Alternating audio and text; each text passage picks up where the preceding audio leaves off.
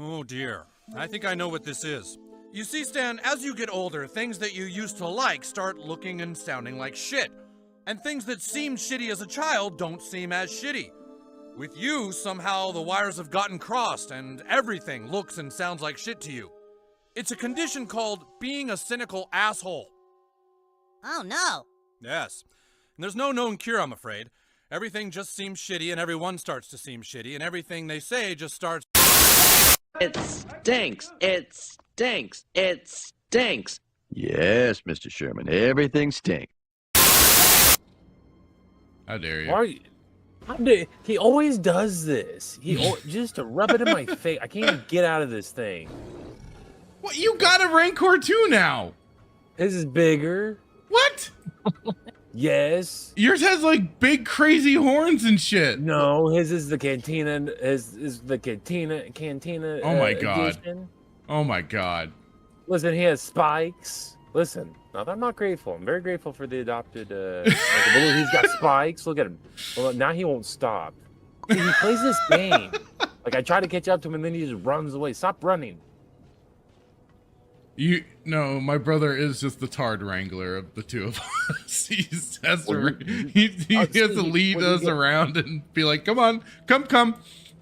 Do you see his spikes? They're orange. Yes, they are. Quite nifty. And yours has big, gnarly horns. What are you crying about? No, his are orange. No, I get that he has the like spikes around his back and stuff that are orange and everything, but you got big gnarly horns on the freaking head of the Rancor you got. Pretty cool. No, his are orange. Did you want what? You wanted orange? An orange spiked Rancor? Would that have made you feel a little better? No.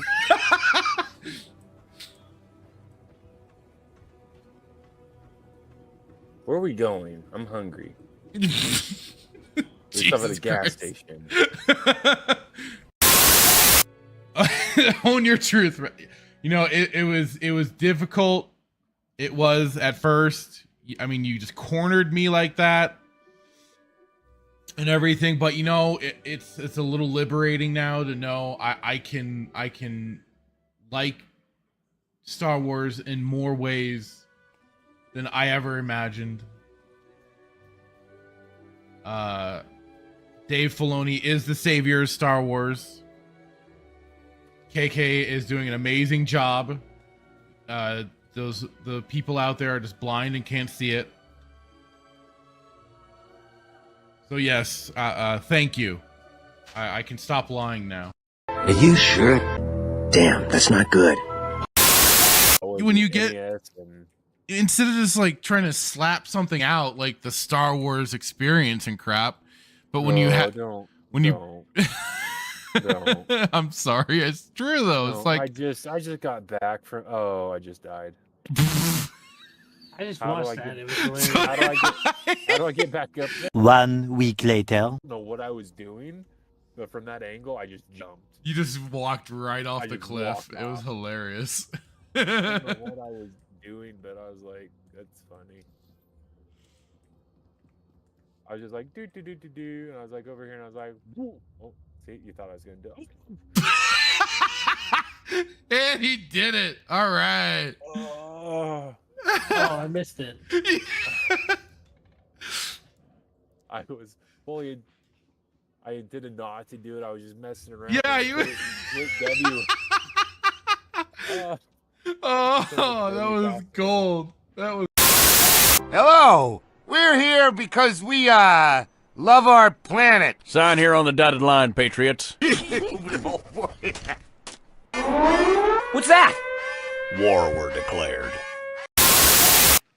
You're a pushy little bastard, ain't you? But I like I like that. Go me. It's a culture in decline. Yes! Yes! Yes! Yes! Yes! Yes! Yes! Yes! Yes! Yes! Yes! Yes! Yes! Yes! Yes! Yes! Go home, gamer girl. Fight!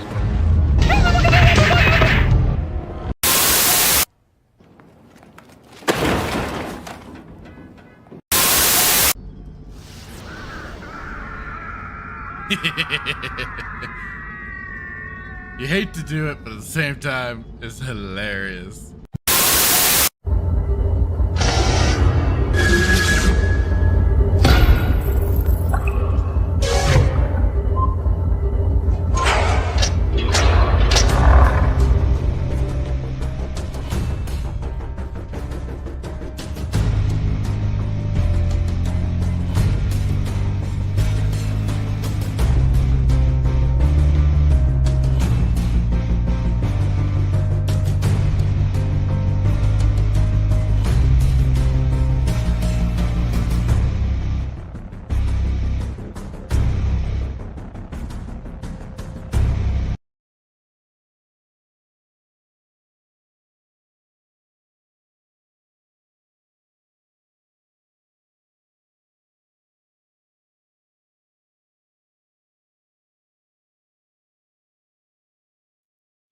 Hello, and good evening, everyone. Welcome to another episode of Saturday Night Sith number 151. We passed the 150 mark last week.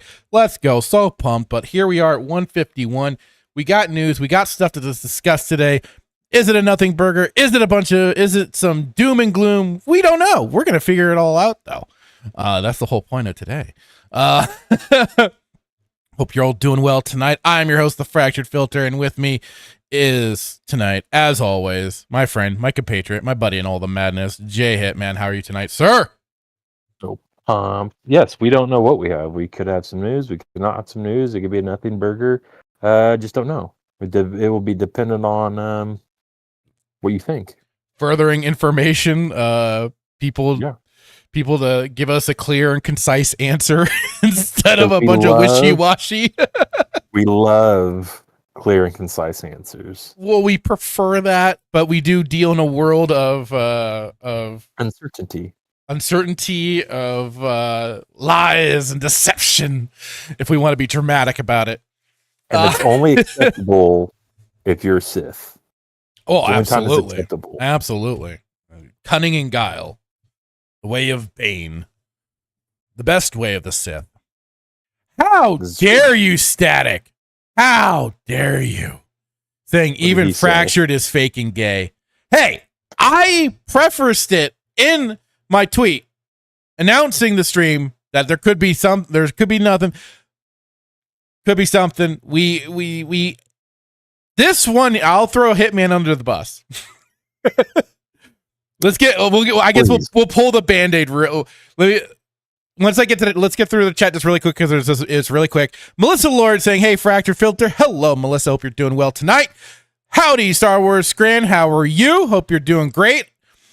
And then Static was before. Okay, you can start now. All right. I'm glad we got it in at the right time. Briscoe1234. Hello, saying, "Hail, Fractured Filter and chat. Hope you're doing well as well." Okay. I like storytelling, so let's go for it. Wednesday. Wait, was it Wednesday or was it Thursday morning? I think it was Wednesday morning. One of the two, because you were off. Yeah, it's on my days off. And this goober here, Mr. Hitman, my buddy, my friend, suddenly comes out of nowhere with a text saying that we would have to change the day for Saturday Night Sith in October, because he was under the, to all fairness, he was under the impression that he was already losing his Saturdays, unfortunately. And like it is, I've made it very clear, no Hitman, no Saturday Night Sith, and in turn, I would say no Fractured Filter, no Saturday Night Sith. We are two peas in a pod on this. Either both are here or it's not at all. That's how I've always viewed this. So, yeah. And I was asking, and I asked him back, hey, is this because of the holidays coming up? We do, unfortunately, are in the retail business. Things get hectic. And like it was even last year, we kind of, put off doing Saturday Night Sith during that time because of it all. I just kind of filled it in with doing some video game streams to kind of occupy the space. And then you had said no as of permanently. And I was like, so what days off were you going to be possibly getting? You thought Sunday, Monday. And I was already kind of like, all right, here we go. So he and I were going into some planning stages here. We got kind of some backups in mind for what we might want to do, because one way or another, we do have certain things that we want to stick to. No matter what, I want to be part of Wormhole Watch and the weekend pregame. So, right. For the most part, I'm still set, although I don't know with the holidays what my hours are going to be, if they're going to really, work my ass overtime and everything, but we'll find out on that. But, and even for Hitman 2, that was a thing. And that's why for Sundays, if it is a Sunday, Monday thing for him, we're like, okay, we can't really. Sunday is already kind of preoccupied, and especially by the time I get home on those days, a little tough, because especially once we get into Wormhole Watch, so we were going to go maybe on Mondays, but I was also kind of like, crap, because we know Static 2020 has his Monday night bloodbath. And I know like Nerdy Neo also does his Metroidvania Monday, and also he'll switch that out with Mass Effect Monday. So I was like, crap. So we're in some possible developmental stages here. And I was like, okay, because we have science. We're going to figure it out. Well, and we'll figure things out. But then, of course, late last night, when I wake up this morning, I get a text from him saying how our boss will talk to him on Monday. To which I'm just like, what the heck is going on here? Which is why it was perfect, at least. So when I was putting out the tweet, I could put or nothing. Because that to me then meant, okay, maybe some things can be turned around and hopefully we can still keep our Saturdays. And then he would say, Hitman was telling me off before we started, how it could just be till January that this little change up could be happening. So it's been fun. It's been really like, I'll admit it, just kind of a little bit saddening and stressful, just because Saturday Night Sith, we've been doing it for 2-3 years, and I just hate to lose it. But if things happen and we have to readjust and recreate, rebrand, or whatever, so be it. We'll do what we must. So that's kind of what we're going to try not to. Yeah, we're hoping not to, but it's just kind of like a warning of like there's a possibility of some stuff going down. Like I said, we have some like backup names and stuff like that, because we would then want to at least get it to where the show isn't branded so much with like a day of the week sort of name, so it has the ability to kind of move around if we need to. But for right now, hopefully it's staying Saturday Night Sith. That's the hope. That's the plan. But it's just something we had to feel we wanted to let everybody know about, because it's like, oh shit. In case it kind of brought some of our energy down just a little bit tonight, that's certainly going to be why. just because our minds might be a little wrapped up in that. But I've talked this whole time. Hitman, do you want to throw anything else out there for this little bit of news? Listen. Regardless of whatever happens, we are committed to the show. This show. Here's the thing. This show is more to me than just two knuckleheads like talking. Like it has. I feel like help our friendship grow. It's just something that we just enjoy doing, and so regardless of what happens, we're gonna figure out. We're committed to just continuing doing the show. So as soon as I get more information, a solidified form of information, then we will come back out and we'll tell everybody. But hopefully next week we'll have something more concrete. Yeah, whether and if it's permanent, that's fine. We'll figure it out. Yeah. So, yeah. Static with the O. But it is. But it can be said because like Saturday Night Sith is. That was the inception. Hashtag the beginning. SKS, so the beginning of it all. We'll do what we can to keep it and go from there. Absolutely. Static was saying, "Do not worry about my Mondays." I know, but I hate to overlap sometimes, and I keep some of that stuff in mind, especially the people that I like. So, Duke Devil with the Mustafar Mondays. Oh boy. Well, should we tell them the one name we were kind of like leaning towards, or the one that you loved? Do that one. Wait, which one? The one that you're like, oh no. Oh, that one. So Hitman came up with a good list of names. He came up with some good ones. And this one I have to be the first one I misread originally. I'll be honest, I misread it, but I'll have to say it very carefully. Knights of the Hollow Cast was the first one. And it's just like I was almost like, oh, Hitman, oh no. Second one was Council of the Sith.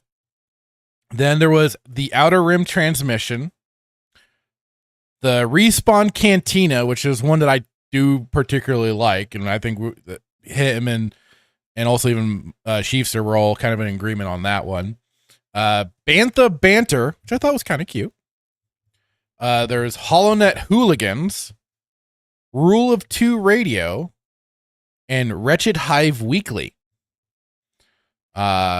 I did also like Rule of Two Radio, but be clear before you say this. What? Well, some of these were taken, and especially like it was the Rule of Two one. Well, and it's for us, it would have been Rule of Two Radio, but Star Wars Theory was already doing a podcast called Rule of Two. And to me, I thought that even with the radio part, that would have caused a bit of confusion. And it would have been too often of having to clarify was it. So I was like, we'll put that one off. But we've been already mulling around some ideas, prepping and everything, just in case things go down. So yeah.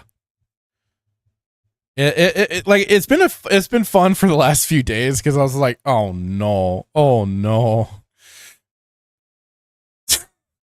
I don't know how to take that, Duke. Brad was saying if you go with the Outer Rim one, you might start getting called Outer Rimmers. Oh, yeah, I see what you mean, and that's not good. How would you do that, Brad? He just had to put that one out into the universe. That's fair. That's fair. Leave it to Brad. Only Brad would say something so heinous. So yeah, like I said, we're all hoping that it's not going to be the case, but this is kind of like, again, warning, danger, Will Robinson, danger. It could be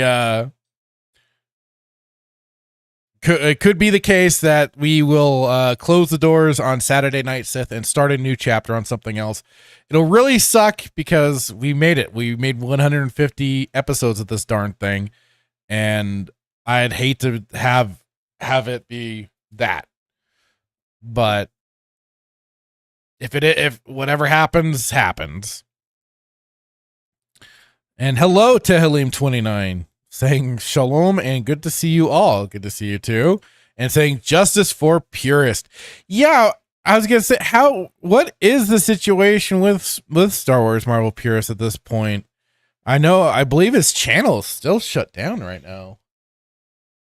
And last it was that we saw I think last week when we went into it, YouTube just flat out said bleh, no. Let's see. Yeah, his channel still does not show up in any search results. Certainly anywhere that he might have popped up, but sadly, he's still got the boot. Well, I swear, these people, they really make you hate them pretty easily. But rather something else, how just a guy just pointing out a little bit of BS-ery on one e-thought, and suddenly you're shut down. It's funny how that happens.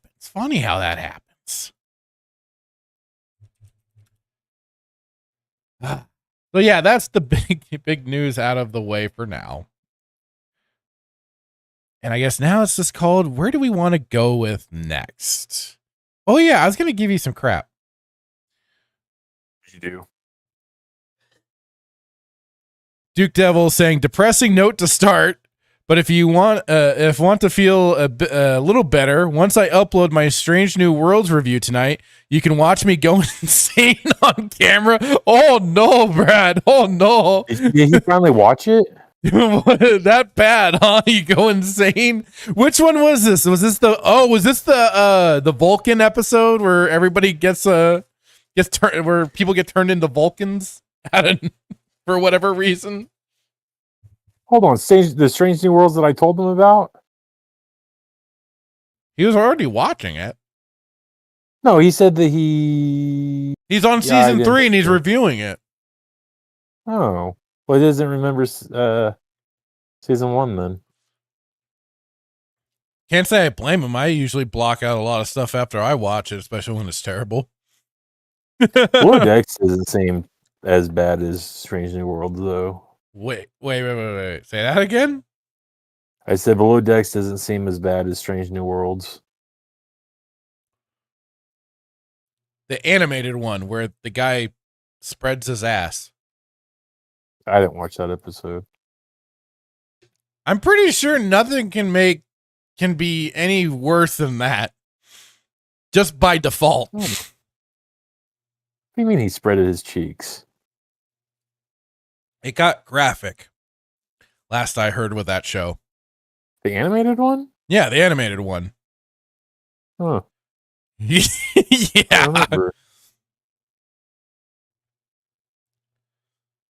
Well, like I said, it got raunchy. Really bad. Well, Strange New Worlds is really bad. Yeah, Brad saying, yep, 4.5 Vulcans this week's new episode. Season 1 was almost 4 years ago. See, that's why he doesn't remember it. Oh, that's no excuse. No. He's like, it was 4.5 years ago, but he can remember every episode from the original series. Of course, because he loves that. He doesn't love Strange New Worlds. Listen, and he's rewatched the original series probably I don't know how many times by this point. Come on, dude. He has the memory of an elephant.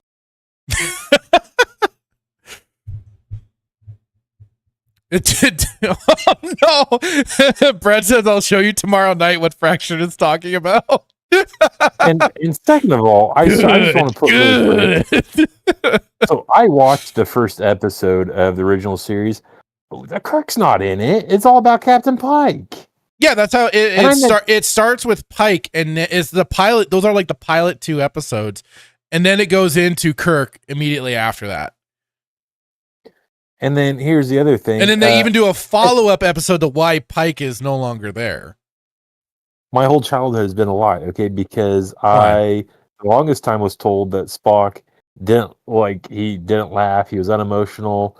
There was a point in That the was first the episode pilot episode, though. That was whole, and also like you'll notice like Leonard Nimoy is really like projecting his voice, being very loud because he's used to being like he was, I believe, a theater actor right before this, so he was used to doing stuff like that. But yeah, that's still the pilot episode where they were very much like working out. You want to talk about working things out? Well, there you go. They were trying to work it out with that first episode within those pilot episodes, and then they moved him. Then, like, once you get past those two, then Spock is pretty much on point when Kirk's there and everything. He was like, there's a point in the episode where it's like, let's get out of here, warp factor, whatever. And it's like, the ship's not working. It's like, dump the rockets.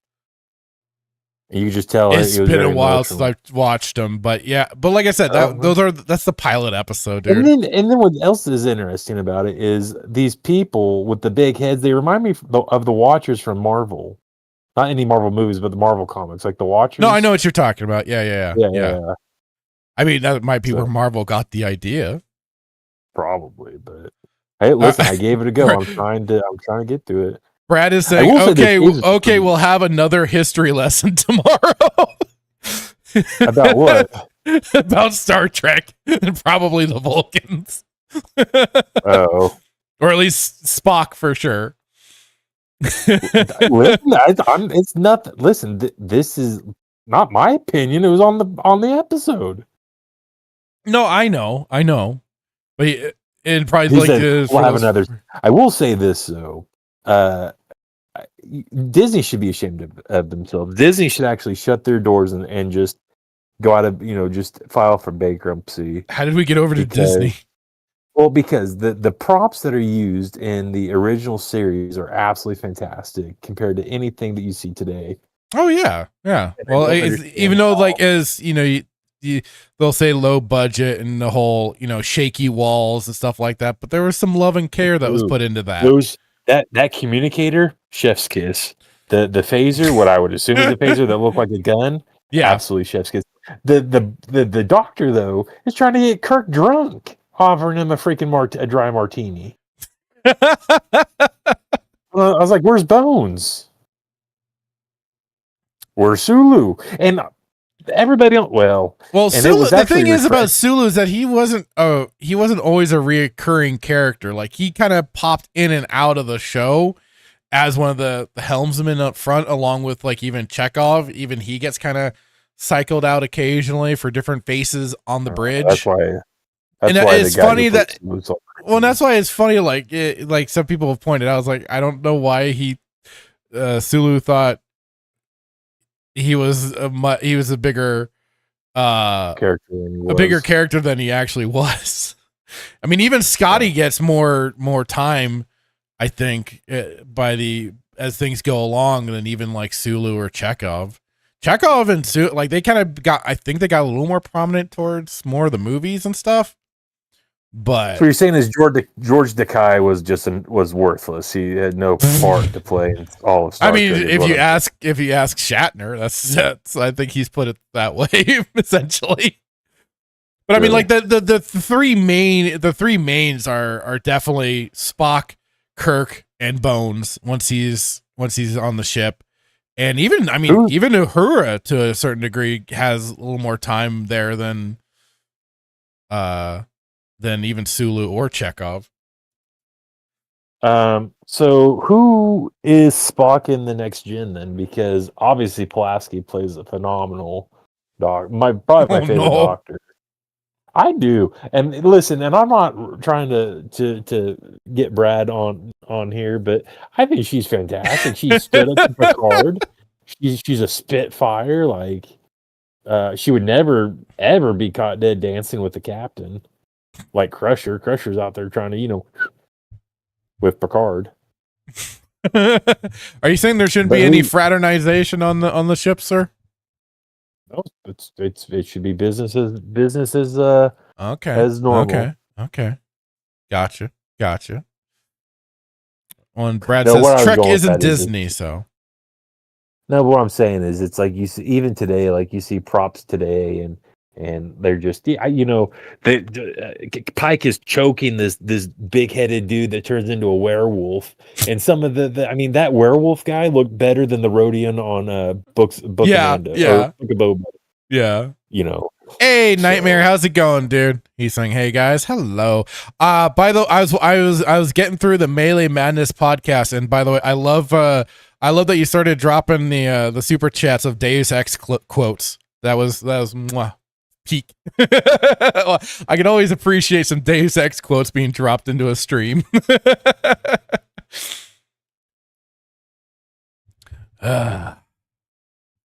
That's as far as I've gotten. I need to officially start. I don't know. Is the pilot episode considered episode 1? I think so. Yes, it's considered a bit of the episode 1-ish. I guess I'll officially. But I mean, I was a little confused at first. I was like, wait a minute, where's this going? And I think I heard the name Pike, and I was like, oh, okay. And then, then I just got, because I remember hearing from a friend of mine describe the episode, and it was all starting to refresh my memory. I was like, oh, I remember I'm talking about this, and especially the reason why I did this. Especially Leonard Nimoy really projecting his voice on oh yeah on set. He reminds me of a human. So yeah. But the reason why I bring this up is because Brad last Sunday said that there was an episode where Khan, like the first episode of original series, Khan ship or Khan. I don't. Botany Bay. That wasn't the first episode. So that's no. They meant the first episode where Khan shows up. That's what they meant. Where Khan shows up for the first time in Star Trek. That's the first that episode. I'm over here I'm cursing Brad while I'm trying to watch his episodes. Like, there's no Botany Bay in this episode, Brad. Oh, okay. Brad says no, pilot is not episode 1. Okay, my mistake then. So it'd be like 0, kind of like a 0, 0 or X. I guess you don't really need to watch it. I guess not. Yeah. So because a lot of the main characters, like Uhura wasn't there. I didn't see Uhura. I didn't see Scotty. I didn't see Bones. I mean, I guess you could do because I mean they do recap those scenes later on, featuring Pike. Pike kind of was like a little baby though. He's like, I'm tired of people dying, or I'm trying. He's very different than Kirk. That's for sure. Yeah, he's like, I'm tired of making decisions on who lives and who dies. I'm like, why are you complaining? You're the captain. You can't be complaining. It's your job to, right? Man, that's probably why that's why the doctor gave him a martini. He's like, suck it up. He's like, oh, I'm going to retire. Suck it up, Buttercup. I'm going to retire and go ride horses.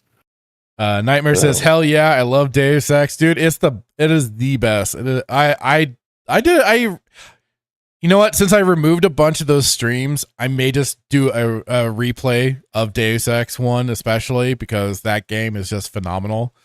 I always love replaying that game one way or another, between the soundtrack, between the atmosphere, the setting, and stuff like that. Oh, so good. So good. Duke Devil says pilot episode was never released until sometime in the 80s. Oh, okay. When I got my package for watching the original series, it was in there. So I just kind of never given, by the way. Thank you. Never. Well, that was before we became friends. So okay. I didn't know to give you that because you were also still on your kick of you cannot be a Star Wars and Star Trek fan. So you couldn't back then, but you can now. Because I've gotten you to break. I've broken your shields and gotten you on it. So. But not Atlantis yet. I argued, and that's a hill I will die on, between Stargate and SG-1 and Atlantis. Have you watched Atlantis yet? Nope. Well, then you can't argue anything. No, because my Daniel's in it, but Daniel apparently he gets. No, he just makes a few appearances, and unfortunately, he does not get to be proper on on Atlantis until much later, and it's just for like a couple of episodes, if I remember right. So, but Carter does. She even gets to. Well, I won't spoil what Carter gets to do. Carter, future ex-wife, right? Duke Devil says history lesson. Oh boy, he's gonna take us both to class tomorrow. who is Brad? He said history. He just said history lesson. Well, you know, and we need, which I am happy for. Like, I love Brad's. It's important because you can't Star Trek lectures. This is what's dangerous. You can't just be like, oh, don't watch it. Like, you've got to be able to watch all of it and understand what's canon and not canon. Oh, absolutely. I agree with you. Absolutely. But I listen. Everyone wants to come out here and yell at me like, yeah, I didn't make Nimoy act like that. Like, I was always told that Vulcans have no emotion.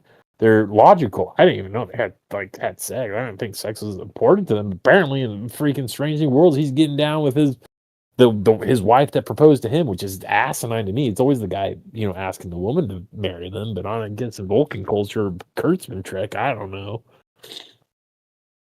TVs. I will never forget that. Just TVs and phones in Star Trek. That just is stupid. Yeah. No. I heard that and I was like, nope, not what. It's almost as egregious as having cereal in Star Wars. God. Well, it goes together with the blue milk and everything. Come on, it works, guys. I hate that so much. No, it doesn't. No. Oh, I am. Trust me, I am with you 110% there, brother. That's like a lot of people have unresolved issues. That's why, like Tony Gilroy, he's like, a lot of people have unresolved issues, and that's why we just didn't want to rectify. We said we won't resolve them then. Yeah, we won't resolve them. His sister's just when you're doing storytelling, when that is especially everybody's tism. When you start doing stuff like that, it's like, no, you don't get with the movies and television. You don't get to get away with stuff like that. Yeah. So he'd done goofed. But I don't know where I was going with that. Oh, so I just feel like, so going down this path of watching the original series, it's hard for me because I'm so, listen, TNG is that is my thing, right? And so I'm going to do it. I'm going to do it because you and Brad are telling me to. It's just, I don't know. It's kind of sketchy. You tell me Spock's supposed to be a certain way, and then he's out here saying, "Dump the rockets." He's like, "Oh, get us out of here." Well, that then just adds more to Brad's point about the pilot not supposed to be in episode 1 and wasn't released until the 80s. So that Spock just clears matured. it up even more. So Spock he had matured then. He went through the what is the episode of Next Gen where the Vulcans, they start losing their mind, or they start losing their ability. Oh, in the original series, the Ponfar? Yes. Maybe Spock's gone through Ponfar, now he just doesn't care anymore. He's just going crazy. He can't keep his emotions in check. That's why he said, "Dump the rockets." He was mid heat. Yeah. I was saying that's interesting because I looked like his eyebrows were not as normally pointed as they were in the original series. So maybe they might not have been. Yeah. Anyways, history lesson for all of you guys who like Star Trek. Join us while Brad just gets his encyclopedia out. We'll see what he keeps in the final cut. Yeah, all of it, or if he'll do it as a clip for. Oh, there. Brad, I don't know if you've already done it, but like clip those history lessons out. That should make for some good extra little content. Put them on the Patreon page. Nightmare says, I might replay Deus Ex 1 on stream 2, LOL, and go full Alex Jones doing it. Do it. Nothing better than going full Alex Jones, especially with Deus Ex is involved. Fans of things that really need to stop fighting. That's how we let the infiltrators get in. Yeah, we're also distracted with fighting each other on which is the better franchise, and then these parasites sneak their way in. Good point, Nightmare. Well, I mean, there shouldn't be really any when it comes to next gen. I think there's really no debate. I think just next gen probably takes the cake.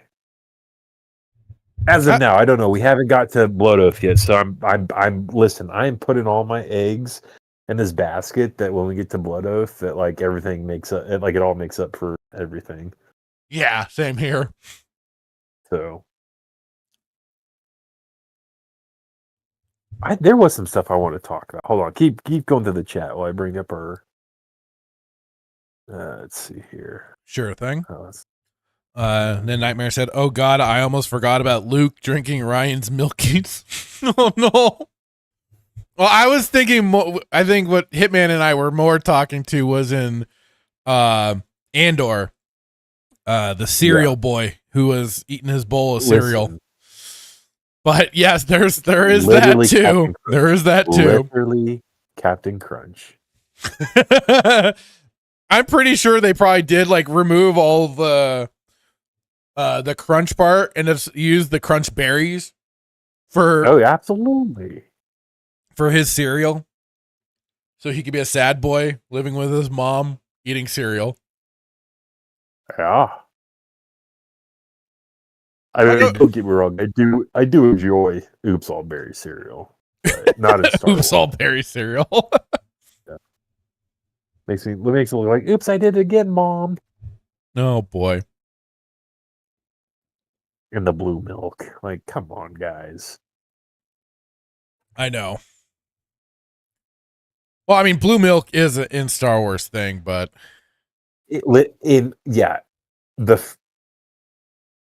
episode, it was, nobody said what it was though. Right. When Luke's drinking it, Aunt Brew starts pouring it or something, right? Is that Aunt Brew? Yeah. Like you see it, you see it in at their, I don't know what you call it. It's not, what do you call it? It's not their home. It's their home, but it's a plantation. Can't say plantation this day and age. Racist. Oh, you can say it. Don't be afraid.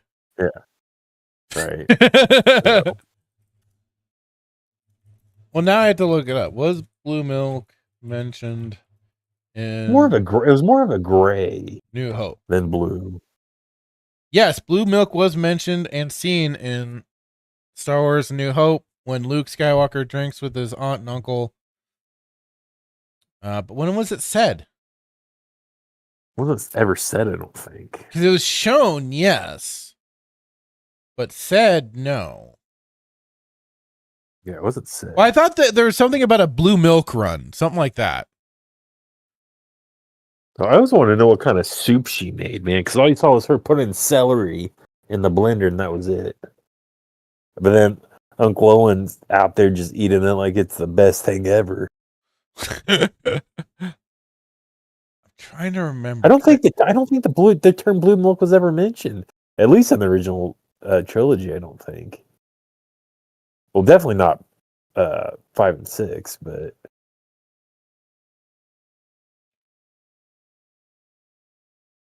that's what I'm trying to find it now, because I could have sworn there was something, like I said, something about a blue milk run sort of thing.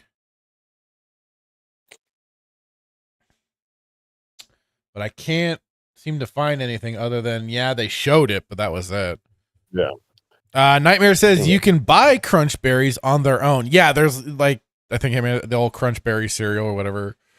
I don't really know it, just because I don't pick up cereal like almost at all anymore.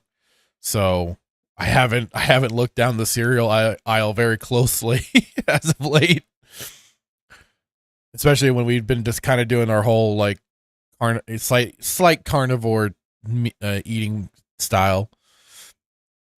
Brad says he was eating C-3POs. Remember that? Huh. Dan Blackroyd, aka Liquid Blake, how are you doing tonight, sir? Saying, rejoice, Thunderbolts is now streaming on Disney Plus. Now you have no excuse to see it. Damn it. Shit. You have to watch it. Yeah. You have to watch it. Okay, so now I have to watch it, and then we'll talk about it next week. Yep. Your Okay. assignment. God dang it. I was dreading But this you have day. to. But the caveat to this is next week when we do the show, you have to every question you ask about that show or the movie, you have to do in a Russian accent, like the Red, whatever his name is, the Red Thunder. Thunder comrade, Red. we have to talk like this. Yeah, like whatever the guy is. Oh no. Oh no. Nightmare It's Holocaust, not Holocaust. Nightmare says, "LOL, I'm never touching Disney Plus until they add House of Mouse." I have never I have never signed up for Disney Plus or any such thing. I have only acquired goods from other sources. That's all I'll say. Duke saying the Lars Moisture Farm plantation where Owen used droids are non-paid laborers. This is those droids did not get a single pay. No, but they're allowed to go to the bar though. They went to the bar. Remember? No, the droids couldn't. Remember? No, we don't want their kind here. No droids allowed. No. The other one, that guy died. So they opened up a new bar to where the droids could go to in the Book of Boba. Or no, not Book of Boba. It was Mando. Oh, I think where they were drinking. I think I remember that. Yeah. Yeah, they were drinking. The droids were drinking. They're in the bar getting drunk. I just remembered it mainly in The Mandalorian with the bar of just droids. Yeah. But that was late. That was what, season 3 or whatever? I know. Yeah. God. You know what's funny? What's that? Funny, not funny. It's actually somewhat grateful. We haven't. I don't think Star Wars. Maybe they learned their lesson because I don't think there's any. I've not heard of any other projects coming out after freaking Skeleton Crew. No, so there is some news. Can we go into that one? Oh God, I was just hoping that there wasn't, but you're telling me there is? Did I miss it? I did drop it in the in our show notes of casting going on for a Star Wars project. Yes. Yeah, let's do that one, and then I thought it'd be funny to go over the other Mando one I put in there. Okay, let me get through the chat, and we'll jump right into that. I didn't see that one. Nightmares. Oh, no. Nightmare says I stopped eating cereal a few months ago when I started my cut. Sadly, yeah, I get you. I kind of like meandered between like having like just plain Cheerios, which wasn't bad, and then also like kind of doing like the kind of a granola style cereal that wasn't bad. But then after a time, we just like, especially with just my brother and I, we just kind of gave it up. Duke is confirming blue milk was never said. Okay, I thought that, like I said, I could have sworn there was something maybe like mentioned as a one-liner or whatever. Dan Blackroy says, watch party. Oh, God, for Thunderbolts. Oh, God. We'd have to definitely make that a Kick and Rumble exclusive side if we did that as a watch party. Oh, boy. Oh, boy. New York, Florida man, how's it going? Saying, sup, fellas. Sup, ladies, too. Hope you're doing well, Florida man.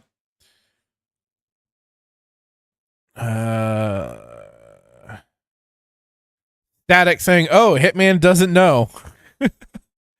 Brandon Tran saying, and hello to you, Brandon Tran, saying hello, Fractured Filter, and Jay Hitman. I hope you guys are having a good 3 Labor Day weekend. I wish I knew that feeling, but I do not. But it is fine. My weekend has been good. Maybe they'll make retail a federal job. We'll get all federal holidays off. God, could you imagine? Retail's so bad. We feel bad for you. We're gonna deem it federally, like, well, it's a federal job. I could only imagine the fallout that would be. Jesus Christ, especially everybody on those holidays trying to get stuff and everything. Oh my God. Because then that would actually mean people would have to like plan for the weekend and do things in advance. They can't do that. How dare you say planning? I know, right? How dare I? I think that's one of those white supremacist things that I hear about so much. Duke Devil saying Mando and Grogu movie next May. Oh, fudge it. Fucking fuck. I'm not watching it. Unless tell us that we need to go watch it in person. Unless they put in Bella Ramsey, only then will I watch it. Because that'll make it a complete shit show. Which I hope they do. I hope they do. I really do. Just to really just diarrhea down the leg of Disney. Just please do it. Okay. So yeah. All right. So speaking of Star Wars,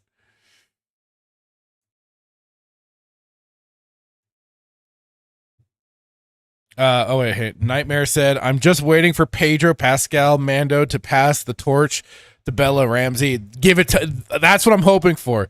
The Grogu and Mando movie, they have to do it. They better do it. Wait for it. I wonder, you know what's going to be interesting? I bet you I said Cara Dune.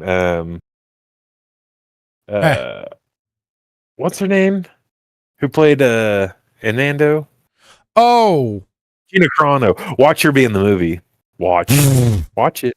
Watch it. You God. think I'm joking? So you think you're I'm right, joking? Cara Dune. Yeah. Yeah. Watch it. I guarantee you they'll bring her back. Oh, I bet you they will. It'll be such a then mask off event for people of quote unquote our side, especially with that, and then they just go stupid wild for the goddamn movie. Oh my God. Brandon Trent says, did you guys hear for Avengers Doomsday there was apparently a fight on set between two actors? Could it be either Ryan Reynolds with RDJ or RDJ with Fox X-Men like Patrick Stewart? Oh, that would be hilarious if it was. Please do. Fight. Halim29 says, my favorite white supremacists are the far leftists who are white as fuck. They also look so fucking stupid. No, Grogu will pass the torch to Bella. There we go. Dan Blackbird says they should do a Dr. Evil and Mini-Me type thing with the Gina Carano's Cara Dune and Bella Ramsey. Okay, there we go. Oh, Static saying you're a hit. Static saying you're a commie now. Me? Yeah, you. Tehlim saying, then the far leftists say you aren't black enough for our cause. Oh yeah, that sort of shit. Briscoe says, just watch the Lone Wolf and Cub movies that The Mandalorian ripped off.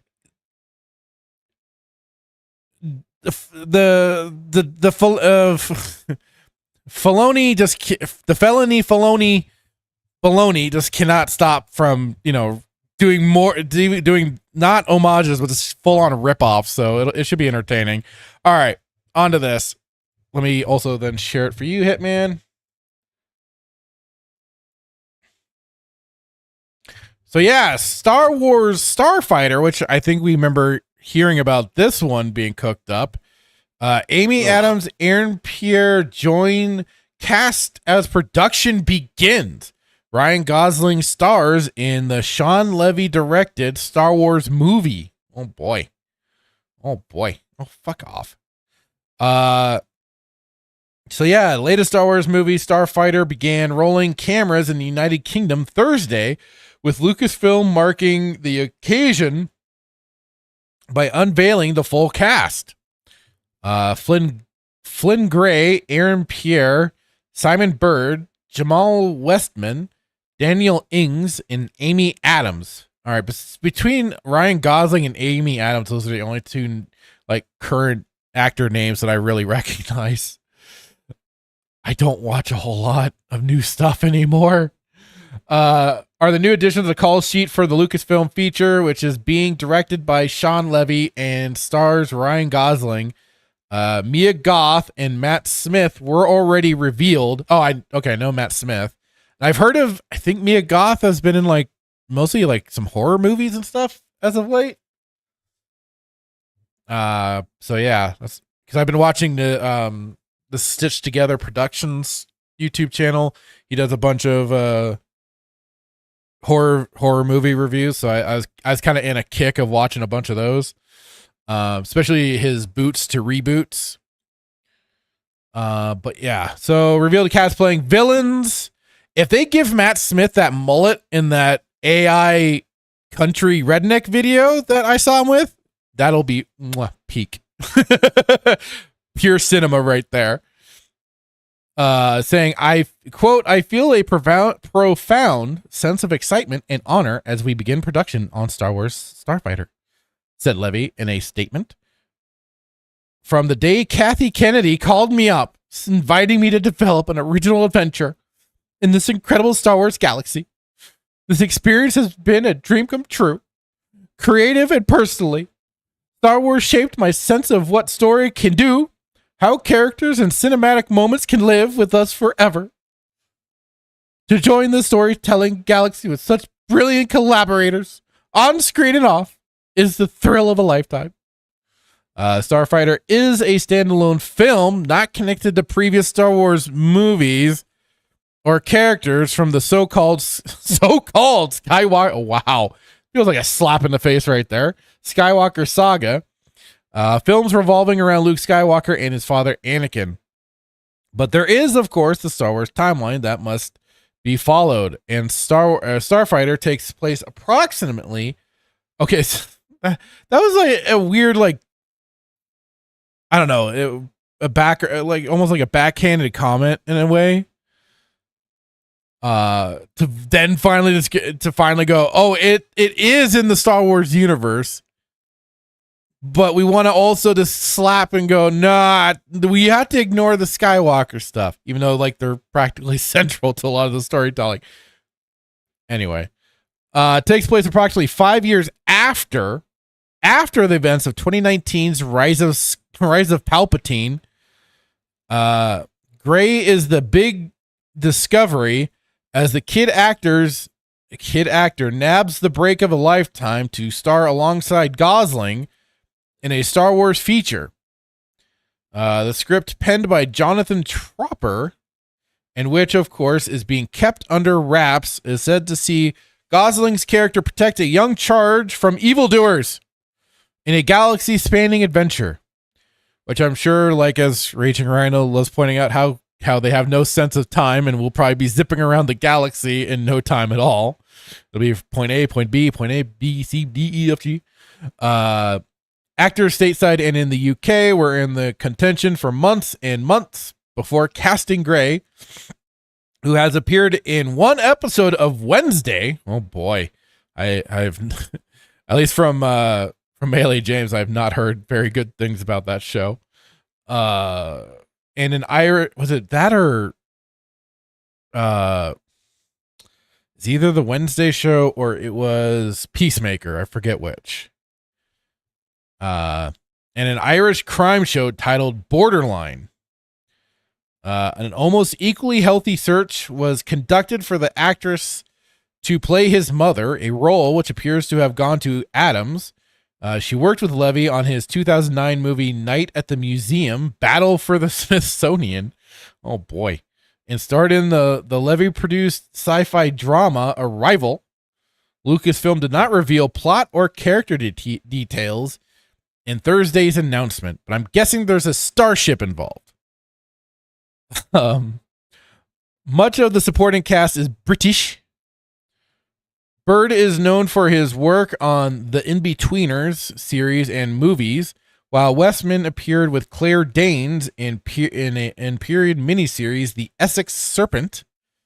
Ings is one of the stars of Guy Ritchie's crime series The Gentleman. And Pierre is already in the space business as the star of DC Studios' upcoming show Lanterns. Oh. And broke out with the Netflix hit Rebel Ridge. Levy and Lucasfilm's Kathleen Kennedy are producing. Executive producers are Gosling, Dan Levine. So many, oh boy. I'm going to get myself in trouble. Mary McLaughlin? I don't know. And Josh McLaughlin. Starfighter will be released theatrically. Oh boy. Oh, right, because of the movie. I thought this was like another like stupid Disney Plus TV series. But yeah, theatrically May 28th, 2027. So we've got a couple of years before this slop drops.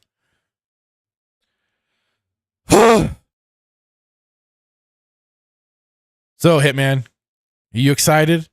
Are you so pumped? No, absolutely not, man. He needs to. No. Ryan Gosling needs to I stay love with freaking Blade Runner. Are you saying Ryan Gosling is not a good actor?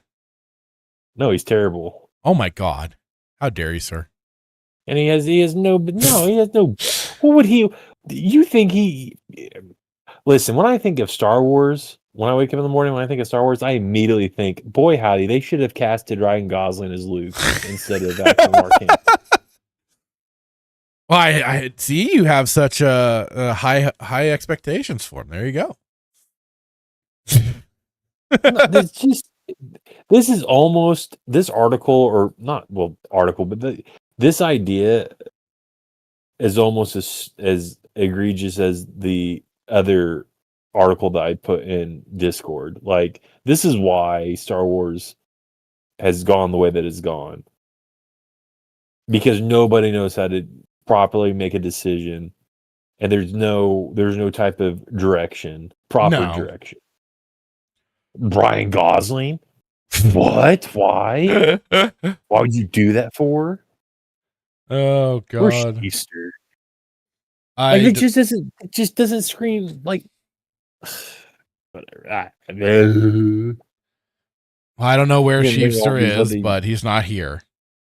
Unless he Why- decides to that's join almost- us. You might as well just bring Celine Dion in and cast her for some type of role. Give it time, Hitman. She can play a French Canadian Twi'lek. I mean, I don't know what anybody's expecting anyways. It's just like, come on, can we just let this whole thing just kind of die now? Let Disney Star Wars die. You're gonna bring Lois Lane into this? Well, I mean, these are just actors. They got jobs. This is a job for them. So, yeah. But that just doesn't work for you, brother. No, but I do, and I don't want to. Listen. We don't want to get canceled like one of our friends here, so I got to be careful with what I say. But I was almost positive that Star Wars Theory. No, I won't go there. Screw it. I'll do go it. there. Do it. Wasn't he like saying that Sean Levy was like the next best thing within running directing? I thought it was Sean Levy. He said, "Hold on, we got it. I don't want to be copyrighted, so let me go back to his channel." But I thought get a direct quote and everything. Yeah, let me get a direct quote. Let's not misrepresent the Star Wars Theory, man. Yeah. I had heard he did I thought I heard him talking up Sean Levy. I mean, it's Star Wars news, so I could see him talking about it at some point. Yeah. But Sean, I mean, I'm unfamiliar with this director and stuff, just because I don't pay attention to new slop. I don't even know who Sean Levy is. Who is he? Wasn't he the director of what? Oh, hang on. Where did I see the name? Sean Levy directed Star Wars movie. What else has this person done? Nothing. Nothing at all. I wouldn't imagine Kathleen Kennedy would just go full unknown. She would. Oh, he did the Deadpool and Wolverine movie. That's right. That's where I heard that. Oh no, that was wait. Hang on. Let me get director previous. Yeah, okay. So he did direct Deadpool and Wolverine. Oh, God dang it. Stop it. I don't want produced. I want directed. There we go. He's done some 8 episodes of Stranger Things, The Adam Project, Free Guy, Night of the Museum, Secret of the Tomb. This Is Where I Leave You. I think the only movie I've seen so far from this guy was Deadpool and Wolverine. I haven't seen any episodes of Stranger Things. I didn't see Free Guy or The Adam Project. This looks like some other movie with Ryan Reynolds in it. And I haven't seen any of the Night at the Museum movies. Haven't seen Date Night. I've seen all of Zero. He did the, which one is this? He did the Steve Martin, the Pink Panther movie. But I haven't seen that one. Cheaper by the okay, so he's been directing for a while. How many? I haven't seen any of his stuff though. I'm on IMDb right now. Okay. And I'm seeing the list of all the stuff that he's done. Birds of Prey. Oh no. Directed an episode of Birds of Prey. Which, Hitman, you're a DC guy. You should have. Did you see that show? Nope. Oh. Heard of it. I told myself I was not going to watch it. Because you're a misogynist. I get it. Exactly. That's the correct answer, sir. But yeah, so that's Sean Levy. That's the body of work that I'm seeing so far on here for director. So because he did Deadpool versus Wolverine, he's automatically a candidate for Star Wars. I mean, I guess. Oh. Whoopsie. Crap. All right, I'm going to be holding my microphone for a little bit. What did you do? You broke the chair again? No, not my chair. I got to fix my microphone setup. It already came loose one day, and so I have to get all the stuff reattached to it. And I've only just kind of done a meh job doing so, and now it just came apart on me again. Yeah, jerry-rig it. Yep, kind of. Listen, duct tape fixes everything. You know what? You're right. It does. I agree. Duct tape. Can't duck it. Fuck it. Yeah, not a fan. But I thought they were supposed to be doing another movie project at Disney. Was it Celebration? They released it, but they were super quiet about it. They didn't give a lot of details, but this wasn't one of them. It was Sean. What was the guy who played Maul, the voice actor? Oh, Isn't there supposed to be a why Maul am I forgetting his name? God damn it! Sam Witwer. Sam Witwer. Whitwer. Is there some type of Maul thing coming out? Oh, there is the Clone Wars style TV show. Is that what it is? Tales of the Sith, I think. Okay. Or Tales of the Dark Side, or some dumb shit thing that Filoni. Okay, so it's not a movie. It's a show. Yeah, that one's a show. Yeah. And it has Asajj Ventress too. Yeah. This is going to be a dumb question, but I have to, because I've heard conflicting things. Asajj Ventress, was she actual canon? Yeah, she first appeared in the Tartakovsky Clone Wars. As far as so she is, if I believe, and she was in post or pre-production designs for potential Sith in place of Maul, I believe. And then they decided to take the concept art and created Ventress in Tartakovsky's Clone Wars. And then she was also in a lot of the Clone Wars comics and stuff too. Okay. So she's more true than Ahsoka. Yes. Okay, got it. I would easily accept Ventress in the lore than I ever would Ahsoka. And originally, I believe Ventress was not human; she was Ratataki. I believe even in lore. So she was an entirely different race. She was what sparked the Ratataki to be a race of its own. So Not the ricotta. I always get the. Yeah, I know the ricotta. ricotta, ratataki, ricotta. I can understand that. So, otherwise, yes, more. And I completely forgot about that Darth Maul Ventress series until now. More Star Wars slop beyond the way, me mateys. Yeah. Whether or not we're watching it, who the fug knows? Most likely, no. We still haven't even watched like Skeleton Crew or anything. Nope. But I am assuming this. Oh, God. I'm assuming the Starfighter's supposed to be a ripoff. Wedge. Like Rogue One or the book. Yeah. Ironside. Who did it? Stackpool. Right. I'm trying to remember the series. Not Rogue Squadron. It was. I think it was was it the Rogue Squadron books, or were those the? I know those are the games.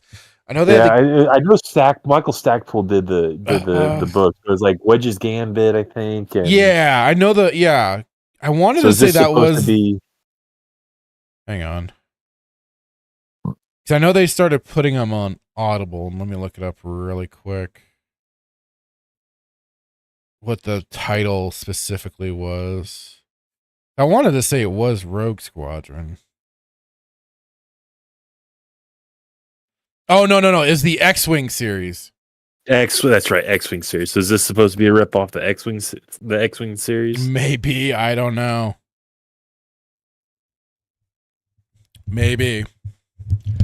I don't know if the article mentioned it, but is Gosling, is he going to play Wedge? No, I don't think they've specified their characters yet. They're just this is just announcing the actors who are going to be in it. So even in this, they didn't specify the names of the characters they're playing. I guess they're keeping it a little quote unquote tight-lipped, as it were. How much will the internet break if they come out and say Gosling's portraying Wedge? Oh God. I mean, if they want to do some hate marketing, that'll be one way of getting some of that done, because they'll definitely earn them some ire to do that. Especially when they already had I believe they had the actor that played Wedge. And Amy Adams will play. They'll figure out how to throw her Mara Jade. Oh, don't. They'll have Mara Jade. Don't do that. Don't do that. Don't give them ideas. Don't give them ideas. Wedge and Mara Jade are gonna get together after. I don't know, man. That's so stupid. It's just I will forever not understand how they. It's like they want to come up with their stuff or their own stuff, but they always come back and they like Filoni being the trash panda, man. He just, I don't see how this movie could be unrelated from X. I guess it could, but with the name Starfighter, I don't know. You would assume, right? No, I know. It all depends on the timeline, and they can't get the timeline right because him and Favreau didn't even know when. They couldn't even explain the whole timeline between Grogu training with Luke and Mando and deciding what he wanted, if he wanted to choose the Beskar armor versus the lightsaber and blah blah. Oh, they couldn't decide any. They couldn't fight their way out of wet paper bag to figure that sort of stuff out.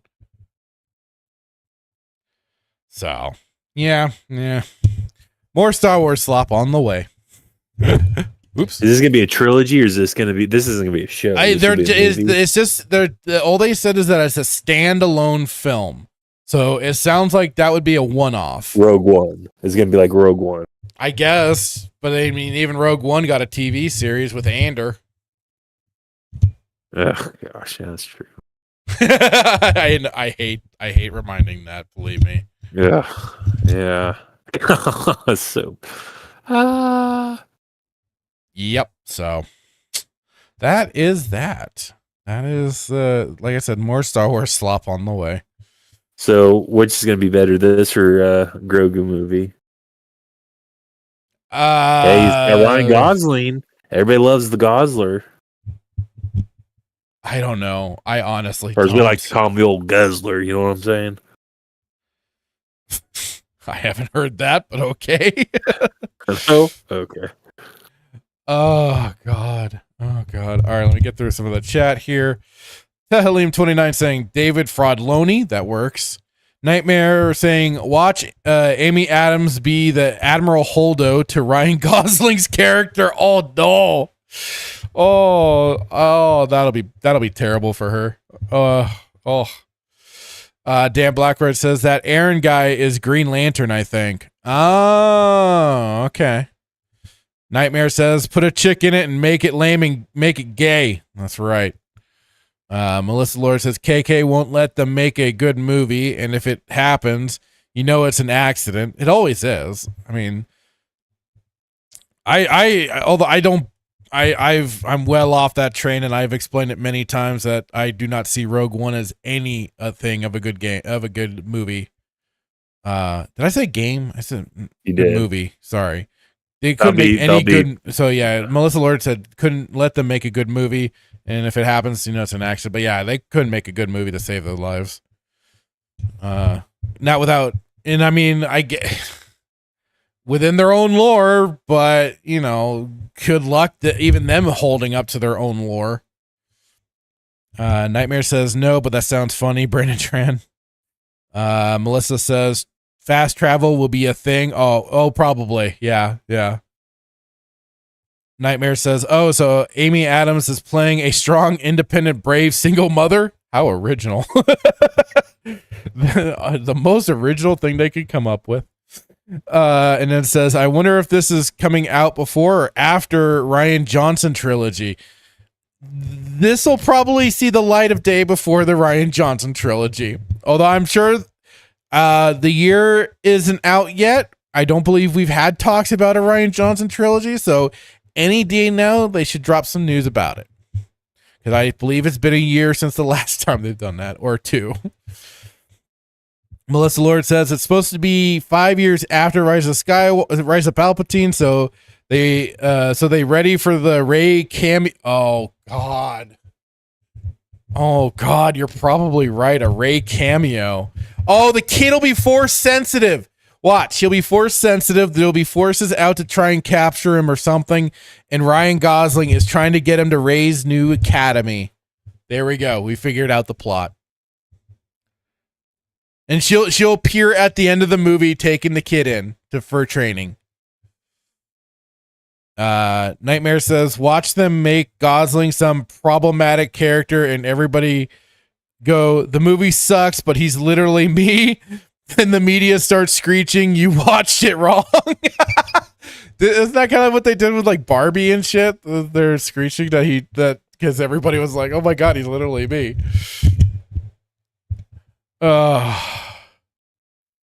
Melissa Lord says they aren't smart enough to tell a small scale story with no big characters in it.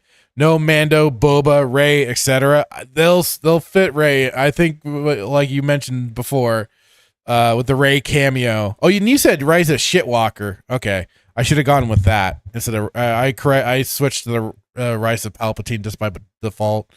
But yeah, they'll have to shoehorn her in at the end. I think that'll be it. She'll, like I said, be end of the movie. Not even a post-credit scene, but the end of the movie, and that's what they'll do. The kid will be force sensitive. Nightmare says, do it. Melissa Lord says, Levy co-wrote Wolverine and Deadpool. Him and Reynolds made that movie. He directed it too. Nightmare says, I like the Steve Martin Pink Panther movies. I haven't seen them. I haven't even seen the originals. If I was going to go back and if I was going to watch those, I'd watch the originals first. Halim saying Gosling also starred in the new Blade Runner movie. Yeah, Blade Runner 2049.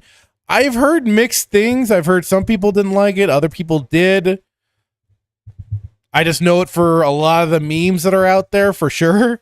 So I'll have to check it out one of these days. I need to give even the original Blade Runner a proper watch through, because the last time like a buddy of mine brought it over and we were hanging out, and I mostly kind of just in the style of MSD3K riffed on the movie when I was paying attention. Otherwise, I wasn't paying a great deal of attention to the flick. So I'll have to actually like sit down and I need to sit down and just watch that one of these days. I'll watch both of them. And then Talim says, where David Fraudloni bastardizes more George Lucas characters. Definitely. Nerdy Neo. Hey, Nerdy Neo. How's it going, dude? Oh, speaking of, I got to give you some shit. Not you, Neo, but Hitman here. I'm about 20 minutes behind, but the Blue Milk Run was in the opening cutscene of... Okay, that's what I was thinking of. I was thinking of Jedi Outcast. Okay, thank you. Thank you, Neo. I appreciate it, buddy. Nightmare says, speaking of Whitwer, I'm still pissed we're never getting Force Unleashed 3. That died with the buyout. That went away with all of that. So I'm sorry, Nightmare. You're not getting your Force Unleashed 3. It should have. I don't know. I'm so mixed on those games, and even going through the books didn't really, to me, vindicate them very much. The story's still kind of weak. The story's still kind of weak, in my opinion. And I know that the game that's trying to be not the game, like in the scheme of like mind games, like Vader plays with the Star Killer, or what was his real name? Was it Merrick or something? I forget. Yeah, Merrick. Jason Merrick or something like that. Yeah. Like it is. We know Jedi can't be cloned, so he was messing with his brain. They somehow Sci-fi off. Was he not cloned? Well, he was a half mad clone, yes, but that would have meant that he would have had to go completely unstable and go batshit insane, which he wasn't really doing. Like he had conflictions, but I think that was just through manipulation, through the Force, through Vader and stuff like that. That was because I mean I will give those books one thing for sure is they helped bring out more. I mean, a lot of the EU does it in that era, or for that era of the Star Wars universe, is showing just how freaking evil Vader was. But those also really kind of helped with certainly that personal level, especially the way it was between him and his apprentice. So I give it kudos for that. Let's see here. Tehalim says Ahsoka is David Fraudloni's Lolita syndrome character. Yeah, his body pillow. That's what I always say. She's his body pillow. Jordan Star Wars, how's it going? Saying she's a Ratataki. Yep, that's right. Not a human, a Ratataki. And then says, to hell with Shadow Lord, I'll take Shadow Hunter. I'm going through the Star Wars Shadow Hunter, I think it's the Shadow Hunter audiobook right now, and the book is damn good. I've been enjoying Shadow Hunter. I've been enjoying like some of the extra kind of insights to Darth Maul, his thinking process and stuff like that. Just how much of like even a perfectionist he is with combat.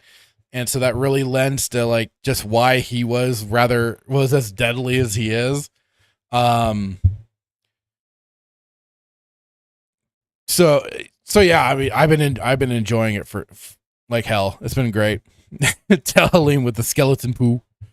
Melissa Lord, Space Goonies. That's right. Tehalim gave us the answer to the X-Wing books, and so did Melissa Lord. Tehalim saying the X-Wing series. Yeah, it came to me a little too late, but we got there. We got there eventually. Tehalim saying no, they will turn Wedge into a woman. Oh no. Oh no, they would. Jordan Star Wars saying the X-Wing novels, Rogue Squadron, Wraith Squadron, Ice Ard's Revenge, Starfighters of Adamar, and Mercy Kill. That one could have been better. I mean, anything could be better than this crap. Tehalim 29 saying Disney used to bring out movies for both boys and girls. Then one new idiot took the throne and shit the bed and said, let's go full feminazi. Pretty much. I mean, there was even some recent article about that too, about how Disney is trying to, I think they were claiming to want to try and regain the male audience, even though they bought these properties and then chased away the male audience completely with the Force is female and everything. Dan Blackroyd says the problem with Star Wars is not enough trilogies. Just make some more. That should do it. That should do it. Liam saying hashtag release Song of the South Disney. Yeah, Disney, do it. Do it. Nightmare says what Disney really needs is a Jar Jar trilogy. Oh, there we go. There we go. Nerdy Neo says Star Wars Starfighter is a game for the OG Xbox. Really? God damn it, if I wasn't having to hold my damn mic. Stay. There we go. Why do I want...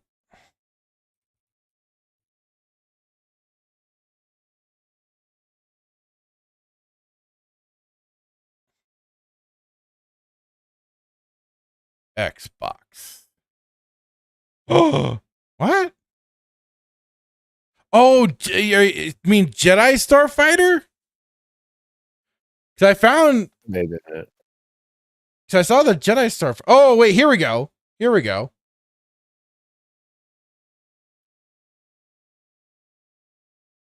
Huh. I think I didn't hear about this because... Hang on, let me... Yeah, I found... Star Wars Starfighter Special Edition. Huh. I'll be damned. Probably because I wasn't an Xbox person originally, so I didn't play this. Huh.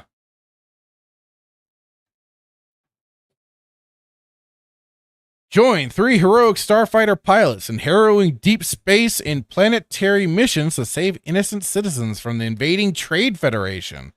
Pilot 3 unique starfighters, the sleek Naboo starfighter, nimble Guardian Mantis, and lethal Havoc. Oh. The special edition version includes new bonus levels, numerous 2-player modes, as well as Xbox optimized graphics and performance. Engage in challenging missions to save the planet, deep space dogfights, attack runs, escort missions, and much more.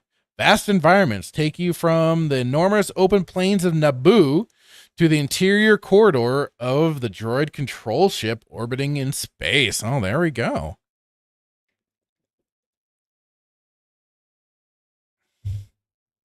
What game is this? Oh, it is Starfighter. Yeah. Cool. Like, games are good. Tehaleem29 says Disney will turn Tinkerbell into a Jedi. Yeah, any minute. Galen Merrick. Thank you, Tehaleem. Same with Nightmare. Nightmare had the name as well. Nightmare says him being a clone is dependent on the ending of The Force Unleashed 2 you pick, I think.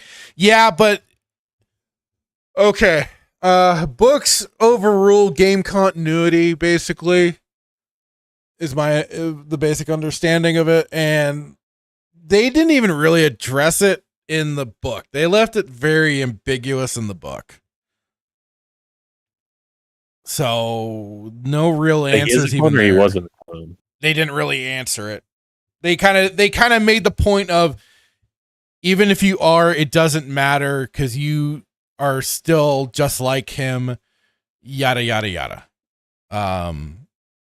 So like they didn't, but there was hints throughout it, especially once they got Coda back, that he was that, like, I think the insinuation was that yeah, he was the original. They just didn't outwardly like say so. Tehaleem says the cloning process would turn a Jedi if cloned go full dark side. Right. Nightmare says, I think I might have that Starfighter game on GOG. Oh, is it? Did they cross-platform that? I mean, I know sometimes that happens. Let's see. Do. Where are ya? Store.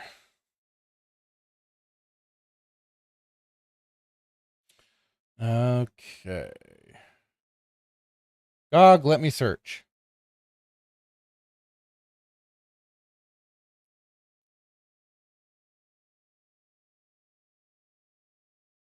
All right, let me just go to their site then. Sometimes their little browser thing doesn't, or what you, oh, there we go, browse.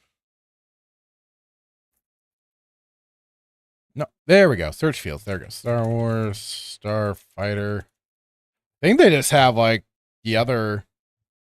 Yeah, nothing could be found. I think it's just like the maybe Jedi Starfighter and stuff like that. Let's see. Starship Troopers. There's the Jedi Power Battles. Star Wolves. Oh, cool. Galactic Civilization 3. Huh.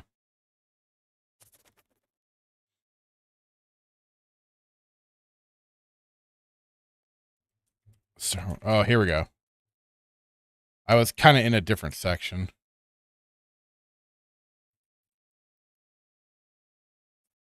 Oh, there it is. I already have it in my library too. Yeah, you're right, Nightmare. It is.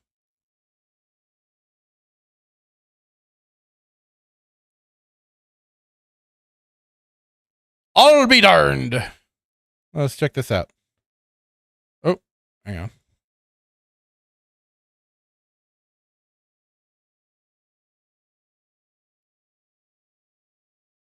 Bravo 7, welcome to the Plains Escort. We're approaching the Trade Federation rendezvous ship. Stay close. All ready.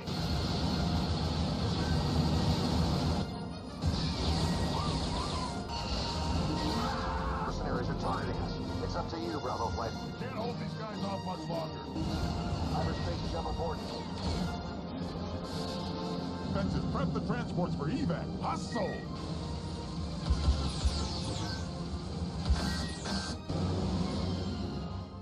Huh. That's cool. I'm gonna have to go. I might have to give that a go someday. You haven't played that one? I have not played it. No. Figure out if it's on Steam. I mean, if it's on GOG, it has a good possibility of being on Steam. Steam. Let's see here. Star Wars Yeah, it's on Steam. So it's on both GOG and Steam. Cool. So yeah, there you go. Nerdy Neo says I played the Starfighter game on one of my roulette streams. Oh, nice. I need to either reach out and bug you, Neo, or Melee K or James about that whole roulette system, because that seems kind of cool, and that'd be probably a good way for me to even get through my library of shit too. So I might have to bug you guys about that setup. Tehalim saying they even had a psychologist review the book of The Force Unleashed 2, and they came to the conclusion that they weren't the clone version, but the original made to believe they were the clone. Right. Yeah. And like I said, like some of it was just like, oh, it won't matter if you are, but through Coda, like he sensed them through the Force, and he's like, oh, that's you. It's and to him, like it was through the Force. That was, and to me, that was pretty definitive that yes, he was. But like I said, they tried to muddy it. But no, I agree. Hey, Snap Rai 89, how are you doing tonight, sir? Saying, how's it going, everyone? Thought I'd hang out here for a bit. Well, we thank you for dropping by. Absolutely, more the merrier. Tehalim 29 saying, plus they also had a clue in the first The Force Unleashed book of how Vader would use Galen Merrick. Yeah. I think it was like through some of the early, what was it, probably after he first betrayed him. and the whole like his his first alleged death, and then he brings him back and everything through the medical sciences of the Empire.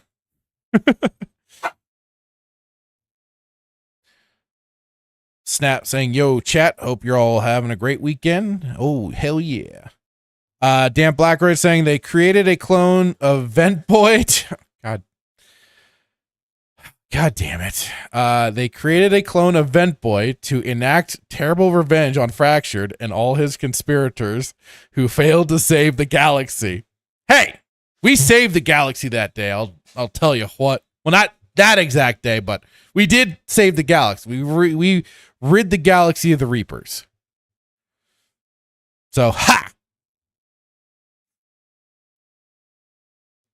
Snap saying, I'm super lazy today and just want to be passive. Dude, I feel that 100%.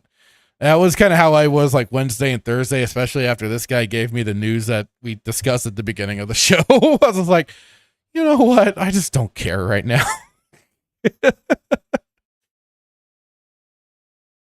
Nerdinio saying, I'd be happy to help. Awesome. I'll have to hit you up sometime for that. Narrow Dark, hello. How are you doing today? Saying good day. Hello. Hope you're doing well. Okay, so Hitman, what was it? What was the article you said you I think it's the Katie Sackhoff one. Oh, that one. Okay. I mean, we don't have to go over it. I just find it interesting that like, these actors are we can go over it really quick if you want. Nerdy Neo saying, and don't forget to give Hitman a hard time. Oh yeah, about that. How dare you, sir? How dare I listened to the final happening of Open Mic with Nerdy Neo and Jay Hitman, and I told you, Neo, like I love the deep dive of retro achievements, but sir, you acted so oblivious when we have gone over retro achievements before. When they did the launch of the GameCube update, I went into it that day.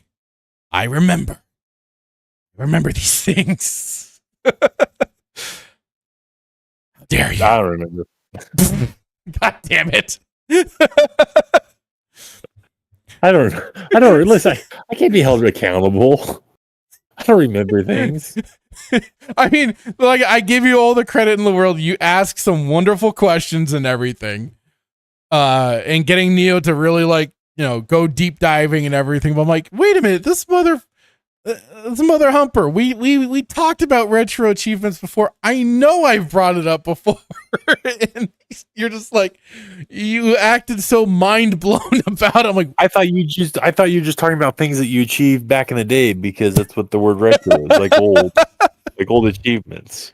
That's what I thought. No. But this is the thing. I pulled up the website for you in Discord as well. So it only makes me wonder, how much are you really paying attention, sir? No, I don't have access to Discord on this new thing. You have to put up Discord. And I have to click to watch the stream. It's not like StreamYard where I can just see it on there. No. You get in Discord. You can click on the little box when I'm sharing in Discord to see it. Sometimes you forget to share. And I don't want to be rude and say you're not sharing it, but sometimes you don't share things. You're like a kid on the playground. Oh, you're trying to flip this on me now, huh? No. I'm just saying there's sometimes where I know there are sometimes I forget to screen share. And that's then still on you to not pipe up and go, "Hey, Fractured, share rude. The damn screen." It's not being rude, it's just reminding me of something that I have to do. That'd be rude. But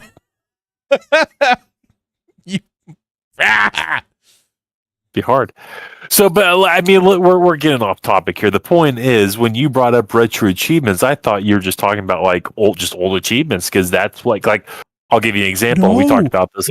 Because I was also then talking about the games that it covered previously. Because it was talking about the GameCube and how it was then launching for achievements. I brought up the achievements that they had. That they were getting ready to launch for There's Twilight Princess, your favorite Zelda game. That's how I know you're lying, because there's no retro achievements on Nintendo. got you. On the website, there is retro achievements for Nintendo games. I was. Oh my god! I believe I was informed that there are no retro achievements for Nintendo. Only from what, Xbox 360 and above. No. Yeah, not from my mouth. Not my opinion. Oh, so you're gonna say Neo did not properly fill you in? All right, here we About go. what? The retro achievements. That they're actual achievements. Here we go. That are not retro. Hang on. You. All right, whoops! I kicked myself out for a second there. All right, here we go. All right, you're gonna be able to see it. Chat's gonna be able to see it. Okay. Here we are. Retro achievements. Games. Nintendo. They have, because Neo did point out for Link's Awakening, I believe, on the stream. Game Boy Color, Game Boy Advance, Nintendo, Super Nintendo, Nintendo 64, GameCube, Nintendo DS, DSi, Pokemon Mini, and Virtual Boy. And in fact, on CNN. This is on the retro achievement. This is on the retro achievements website. Well, how do I know that this is actually the website? Because I've never visited it before. This could be Photoshop. And I started up Doom 64. I started earning the retro achievements there. I got the first two for the first two stages. I played Shadows of the Empire, earning the achievements for that. Where is it? Hang on. More. There we go. I played Metal Gear Solid 2. Where is it? There it is. Metal Gear Solid 2 on the PS2. Earned some achievements there. Now, where is Shadows? I need to show more? No. Crisis Core. I started that trilogy. Mortal Kombat trilogy. Where the hell did it go? Oh, this is going to burn me. Because I know I earned some of those damn achievements. I had like 36 out of something. Or something like that. Hang on. Where'd they go? Oh, this is going to burn me. What the hell? Where are they? Oh, here we go. Yeah. So yeah, these are the ones that I've earned. All in the gold there. Because like Nerdy Neo says, you do it the hardcore way or not at all. But yeah. So yeah. I don't remember this conversation. And I cannot and will not self-incriminate myself, so I plead the fourth. The fifth? That too. Because yeah, they do. Because we discussed it. I was going over it. I was showing them. They have the Metroid Prime achievements. Oh, Twin Snakes. I'll have to play Twin Snakes to start earning those. But yeah, the Ocarina of Time Master Quest. Yeah, I was like showing off some of these. And especially like Twilight Princess here, and they have Wind Waker as well. Nice. But yeah. So yeah. And how like you acted like I never told you this already. How dare you? Listen, sometimes in old age, things come and go, kind of like farts. They come and go, and sometimes you don't remember letting one go. And this must have been a time where I didn't remember. Am I being compared to a fart, sir? I'm the equivalent of a fart with the information I give you and share to you? No. That's what I'm hearing. What I'm saying is everything's like, dust in the wind. In one ear, out the other. And so I honestly don't remember this conversation about retro achievements. Oh, you. The only explanation to this is you just didn't share the screen, and I wasn't rude enough to tell you that you weren't sharing the screen. Because let's be honest, it'd be rude of me to tell the mastermind behind all the show that he's not sharing the stream. I mean, that's embarrassing. So I was just trying to. That's probably what happened. I was just trying to, save face and be like, "Oh yeah, I can see it." That's probably what happened. You wound me, sir. You wound me. Not intentional. The point of the matter is this: is that that Ryan Gosling, whatever it is going to be terrible. I mean, that's what we should be taking away from all of this. That's the real truth right there. It's absolutely terrible. Yes. Oh God. Oh God. And we can rest assured that one movie is going to be better than the other. What that movie is, I don't know. So I'm going to put my money on Grogu movie will be slightly better than Ryan Gosling. Only slightly. Slightly, yes. I've seen Ryan Gosling's ability to act, and well, let's just say there's a reason why he got the role as Ken, because he's just not as smart as a Barbie doll. Oh God. Oh God. Can you imagine? Wouldn't that be ironic and just come full circle if they made action figures of him after they've already made action figures of him? God. Well, not Barbie figures and then action figures.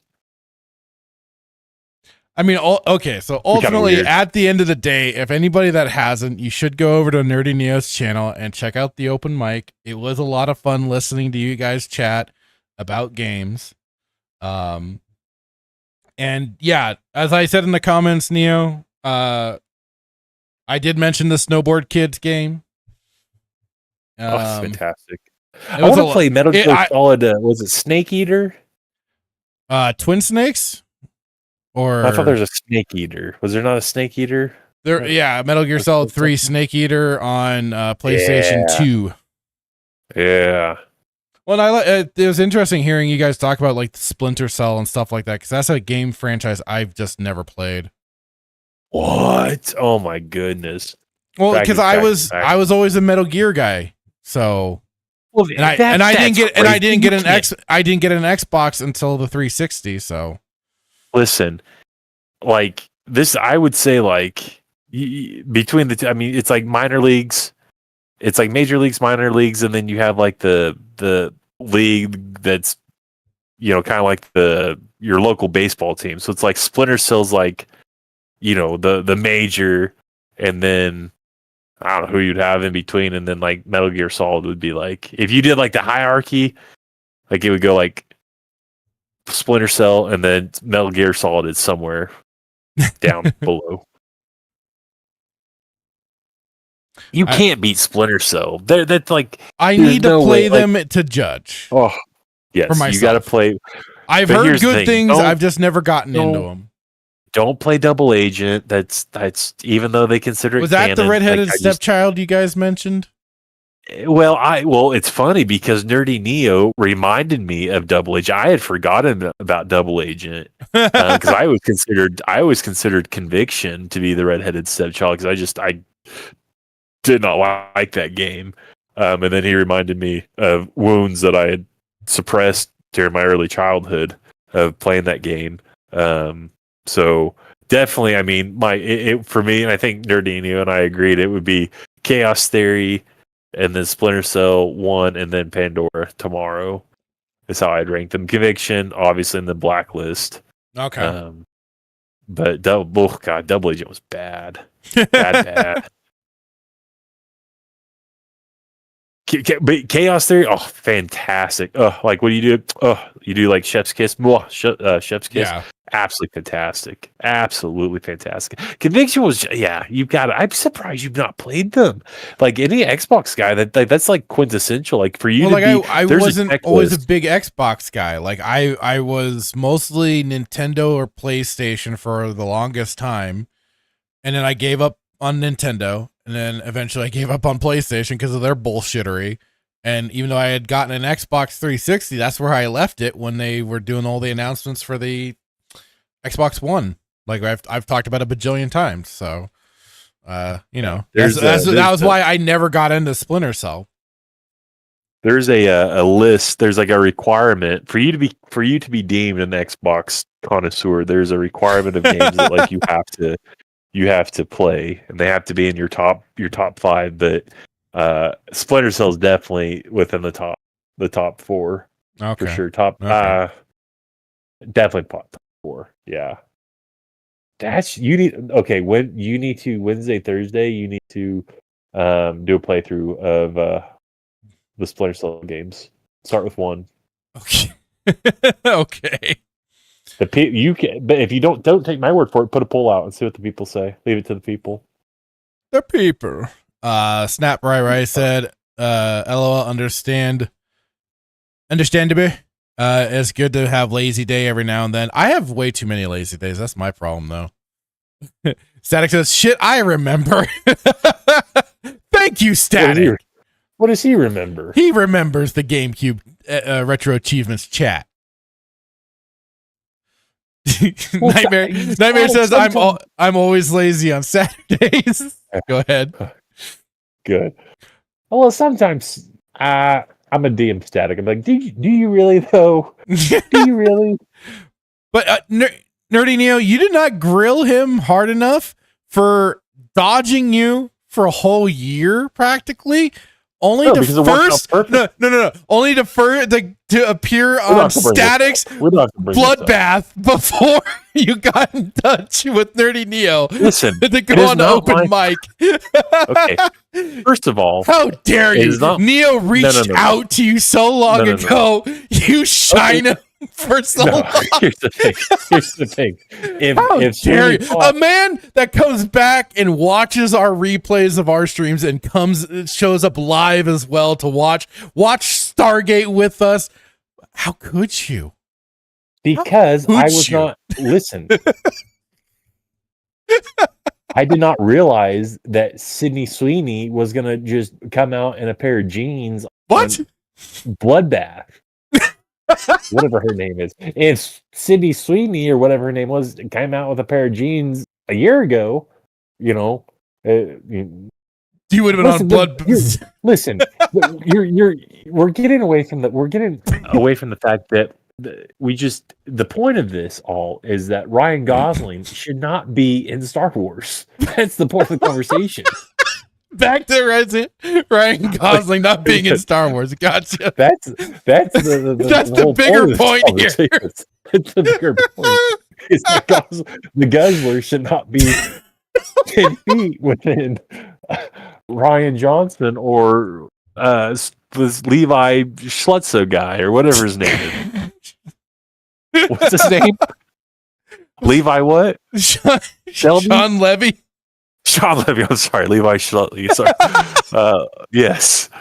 That's the main point of it. See, this is sometimes you divert from a lot of points. You like to just you gotta stab that stick. So, throw that crowbar in there, if you will. Like, still doesn't change the fact that you dodged poor Neo for a year. I didn't dodge poor Neo. It worked out beautifully though, because it was a year to the date. I mean, that's pretty impressive. A year to date, So, I couldn't just respond. And he reminded you quite a few times in the chat, like, "Hey, Hitman, you still haven't gotten back to me." And you were like, "Oh yeah, I'm gonna get right on that," and you never did. Listen, here's the thing: you did not hire me as a co-host for my technological abilities or my stunning memory, right? I lift heavy weights and I do the PR. That's what I do. I cannot be held accountable if I forget. Hold on, I've lifted heavyweight before. It's true. For the Andor season finale, you did finagle Raging Rhino, Greg Hates Everything, and Script Trooper to be on with us to discuss it. And mind you, I did not have to buy Raging Rhino any McDonald's for him to show up. So give some credit where credit's due. Oh god, I love how it's just national beat up on J Hitman Day. I mean, if you got anything to beat me up with, by all means, you're free. No, it's free game. It wasn't a year. It was a year and a day. Ah, okay. Sorry, my mistake on the missing the a day part. It's important. A year and one day. Neo was very kind though. He did not. He was very kind. I feel bad that Sydney Sweeney didn't do anything. Soon to get me on sooner. So, I don't even know who Sweeney, whatever her name is. Sydney Sweeney, is that her name? Yeah. Yeah, I don't even know who she is. Apparently, she got good genes though. Apparently. Dan Blackroyd said, knowledge must be shared. Hitman, stop trying to alter the archives. That's right. Nerdy Neo says he's using the wrong terminology. He's saying retro achievements, meaning achievements by the developers of the games. Developer achievements were introduced with the 360, but retro achievements started adding them to older systems. That's what I meant to say. Yeah. Yes. Nightmare said PS3 had them too, Neo, as trophies, right? Nerdy Neo says, yeah, but that was after 360 launched, and not all PS3 games have 360 really kicked off the whole achievement thing, and then it took, like you said, it was a year. It felt longer than that for Sony to get their ass in gear and to start adding achievements or trophies, whatever. But then I think they were the ones. Were they the ones that added the 100, like that special 100%er trophy before Xbox, or before like it was a thing for the 360 side, or were they already a thing on the 360? That's kind of my next question. That was kind of, I meant to put that in there, but already a thing on 360. Okay, I kind of figured, but like I wasn't sure, But I think achievements is just better than, there's the handle's name's Trophy Master. That's just weird. Trophies that makes no sense. Like trophies for PlayStation, like it's all. The thing is that they had to do something to differentiate it between the two, because they probably have. I wouldn't be surprised if Microsoft had some sort of like patent or trademark or something. They of course, because of the far superior brand. Well, there you go. Yeah. Trophy. Oh yeah, I got a bunch of trophies playing games. I mean, it fits for the trophy kid generation, right? Who get trophies for every little thing they do. I mean, it kind of makes sense. Oh, you know what? You're onto something. Yeah. Yeah, Microsoft. You don't get to do that within Microsoft. You can't have. There's not a trophy for second place. Yep. Nightmare says, I didn't know they came after. Nerdy Neo says, yeah, the early PS3 games didn't have trophies until they got remasters. Static like a fart in the wind. What is? What we were talking about earlier. Nerdy Neo says, you left a novel of a comment. Well, thank you, sir. Not everybody gets those, by the way. Right now, it has just been the melees, and you should see the ones I drop on the Melee Madness podcast. Like, that is a novel, sir. Because the way I treat it is, as I'm like watching the replay, I'm like writing down stuff that I would probably be saying in chat. So it's kind of like a weird thing where I'm still kind of like trying to act like I was present but not present, sort of weird. I don't know. I'm weird. Present but not present, but present. Yeah. So you should see and I've done that on like the spacing. I've left some not and also on when I'm gonna do that during Wrongful Watch. When I was when I was tuning into why am I forgetting Raging Rhino's live stream? Crap. But yeah, on his live streams too, I've left some of those long ass comments. Not everybody. So far, it has been like James has been the one that will autistically reply back to a lot of the stuff that I've said. Snapper, I was saying, did I just hear Snowboard Kids? You did, and like I said on the top 5 for N64 games on Nerdy Neo's channel. Go check it out if you get the chance. Like I said, it was snowboard. They did a snowboarding game. They did a snowboarding Mario Kart basically, because then you got to attack the other snowboarders and stuff like that with special attacks and everything. That game was fun as hell. Here's the most important question: Did you do one Snowboard Kids 1 and 2, or just Snowboard Kids 1? I think I mainly played 1. I don't know if I already played a lot of 2, but I mostly remember 1. Oh. Question: did you watch the top 5 N64 games? Because you said you would on Neo's podcast. Yeah, not yet. I haven't got not yet. Okay, well I can't give away my picks yet then. Well, somebody exposed you because apparently only one person put Perfect Dark in their top, which I think is a crime against humanity. Yeah, Nerdy Neo was, I think, Perfect Dark was his top 3. Is his third or second pick? I want to say is his third. But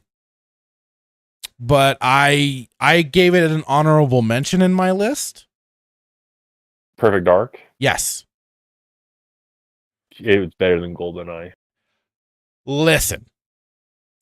For me, just did it better. They just did it. For me, well, and they wouldn't have had the template if they never made GoldenEye. So that's subjective. Neo was a good sport. We were giving him so much shit. just for that, you have to watch. Even the chat was kind of roasting him a little bit. So the female thing that you kind of mentioned, Ariel, she kind of brought that up was only because the only reason he liked it was because Joanna Dark and her hot ass. But no, he's just mad because a woman did it better than a man. Just crazy. Well, and I made this point though. The best multiplayer levels that they had in Perfect Dark were originally in GoldenEye. So,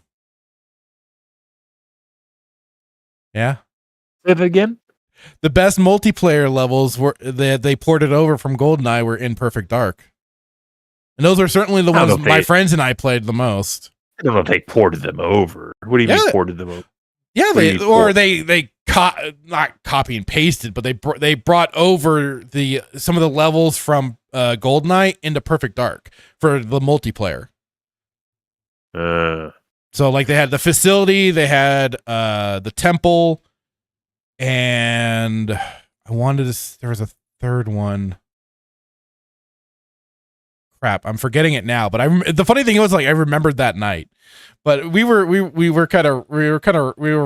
Neo a little bit. But the thing was for me is that we did play a good chunk of Perfect Dark, and I loved it because of the laptop gun was the bomb.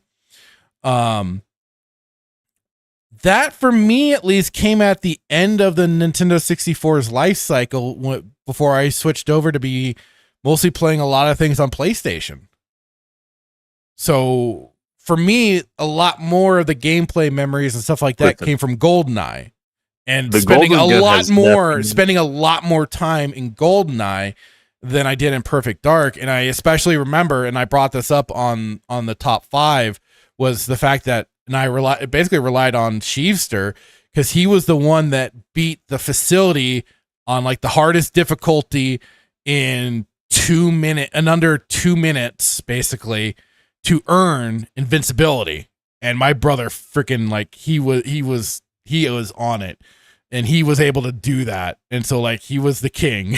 It still is the king because he earned that particular cheat code for us to then really have fun screwing around in the game and stuff. So and like it was a lot of birthday parties, a lot of friends and I doing goofy stuff in that game. I mean, that's what it was all about. So for me particularly, like GoldenEye was at a sweet point, while Perfect Dark was a little more towards the end of things for me for Nintendo. Yeah. The golden gun has nothing on the laptop gun. Well, no, because it's a one-shot kill. Just over anything. Like the laptop gun is just, it's amazing Oh, you're talking about the laptop gun being better than a golden gun? Oh yeah. Oh yeah. I mean, yeah, because of the versatility of it, but the golden gun wins just for technically the one hit kill aspect of it. I mean, the laptop gun can one hit kill too, depending on what first. Depending on the mode and stuff that you have the game in, but the golden gun is meant to be like one hit kill, if I remember right. Yeah. Or then you did put on the mode for that, so especially in multiplayer. Multiplayer ruined me in that game because like once we had the basically the one hit kill mode in GoldenEye going forward, any other game, even though they had their like 2-shot kills or whatever in like Call of Duty and stuff like that, the hardcore mode or whatever, it just wasn't the same. Like to me, you get that first shot on somebody, they should be dead. That should be it. Game over. You should get the victory. But no, you have to like get certain specific shots and stuff. It's like, no, don't do this to me. So GoldenEye has ruined me ever since. Yeah. Snap was saying, now you got me interested after the snowboard kids mention. Nerdy, so good. Nerdy Neo says, yes, Snake Eater was on game. No, that was Twin Snakes. Metal Gear Solid Twin Snakes, which was a remake of the first Metal Gear Solid game. And allegedly what I heard was Kojima told the game director for that he could kind of make it his own. So that's where you get like a lot more of the action over the top cutscenes added into the game, which for some people were a big problem.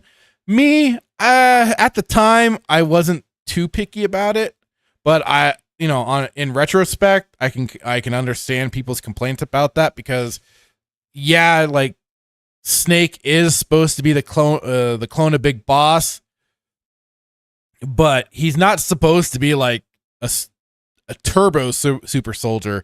He's just supposed to be, yes, a recreation, one of their best soldiers ever in Big Boss. But he's not supposed to be like jumping off of missiles and stuff like that. That was where they got a little zany. Briscoe saying Splinter Cell was fun. Nightmare says Metal Gear Solid 3 Snake Eater was on PS3. No, it was on PS2. That was PlayStation 2. Metal Gear Solid. I don't know if there was a Metal Gear Solid for PlayStation 3. Oh, Metal Gear Solid 4. That was on the PlayStation 3.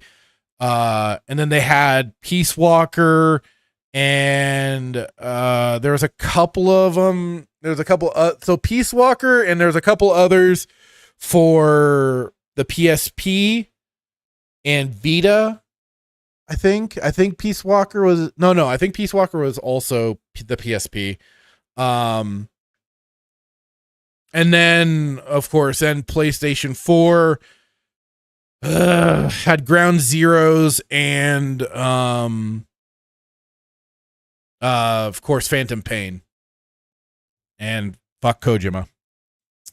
Nightmare says the Metal Gear game on GameCube was Twin Snakes. That's right. Nerdy Neo saying, thanks, Nightmare.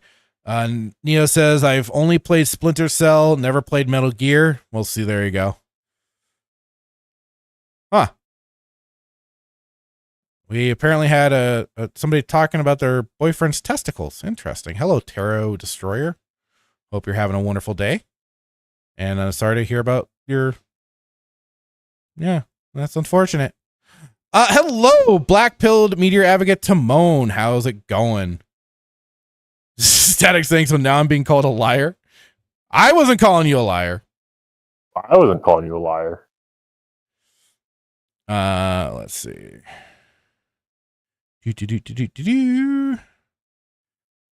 Static saying Hitman might be the king of gaslighting. Hi, excuse. That's nice. That's actually the nicest thing Static said to me this year. I love how you do that. Dan Blackbird says platinum trophies. Yeah, the platinum trophies for when you 100% all the trophies in the game and stuff.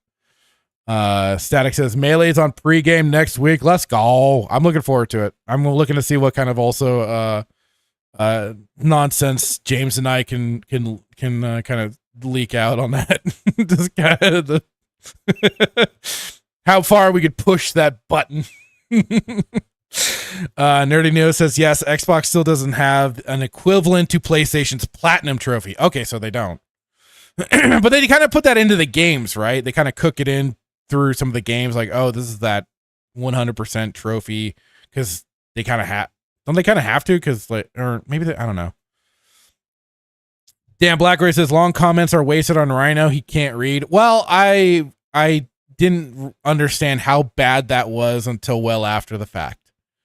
But, you know, he still got the comments. He was deemed worthy. And I know I remember leaving, I think, some on when Wookiee did a couple of streams, and also Static did a couple of streams. I left some. So everybody's gotten at least one. Black Pill Timon, Meteor Advocate says, achievements, trophies were the first step to put less stuff in the game, and gamers didn't realize it till DLCs began. Oh no. Oh no. Nerdy Neo says Perfect Dark was number 2. Okay. I wasn't sure. For some reason I thought it was number 3, but there we go. Okay. Nerdy Neo says Facility, Temple, and Complex. I was missing Complex. Those were the 3 maps they threw into Perfect Dark from GoldenEye. Dan Blackberry says the Golden PP7 as well. That's right. Or the Golden PP7 too. Yep. I could have sworn there was like a few golden guns that were in GoldenEye too. Briscoe says it was so much fun in GoldenEye and Perfect Dark to injure specific limbs with your pew pew. Dumb YouTube censorship. The YouTube censorship. Yeah. That was always a blast, especially if you, and then, at least what I remember, especially with GoldenEye, you earned like the ability to really tweak the settings of the maps. You could like turn down, their, or at least turn up their damage intake. So like you could just start wounding the ever loving crap out of them. It was so much fun. Nerdy Nina says the golden gun isn't even the best in GoldenEye. No, it's not. But it was supposed to be, because it was like you'd shoot it and then it had to immediately like reload. So it was a pain in the ass. But it was supposed to be like probably the deadliest one, just not the best one. There is Golden PP7, which has 7 rounds per mag. Nerdy Nina was saying exactly, Blake. Dan Blackbear says the laser was basically one shot too. Yeah, that's right, Dan Blackred. He says even the silver PP7 was great. I remember the silver one too. Yeah, Nightmare says I have them in RPC. So you said that, and then I immediately thought of the RPC 90, which was basically the P90s, but they called it. They added the RC in front of it in GoldenEye, which were always one of my favorites. Nightmare says Metal Gear Solids 2 and 3 did have a PS3 ports. I have them in RPCS3. Oh, yeah, you're right. They did do some they did a bundle pack for some of those. And I think they just the base versions, or were they the subsistence and substance versions? Because the substance and subsistence versions of Metal Gear Solids 2 and 3 were the best ones. Because that was really refined, especially in 3, refined the gameplay, got it to that better third-person back perspective instead of the top-down and everything. And you kind of saw the beginnings of the gameplay in like Metal Gear 4 and then later with like Phantom Pain and stuff. Dan Blackroyd says Liquid was the true remake of Big Boss. If I remember right, they said, oh wait, no, you're right. He was. Sorry. I got that mixed up. He was manipulated to believe he was the inferior, but it was Snake that was. Thank you, Blake. I got that mixed up originally. Briscoe says Portable Ops was the other Metal Gear Solid PSP game, I think. Yes. And then they did a Portable Ops Plus, which was basically an expansion pack onto to the original game. But what cheesed me off is Portable Ops, I believe, brought in Frank Yeager, aka Gray Fox. And I was like, oh my God, we're getting some of the early, but I guess those are considered non-canon. And so when Metal Gear Solid Phantom Pain came along, I was so goddamn pissed that they didn't bring in Gray Fox or Naomi or Sniper Wolf. No, that's right. He was referred to as Null in that game, but that's who it was. But that cheesed me off so much that they didn't do that in Phantom Pain. Dan Blackberry says Solid Snake takes all the credit yet again, and then said the full HD remasters. They even included Metal Gear 1 and 2 buried into one of the game menus.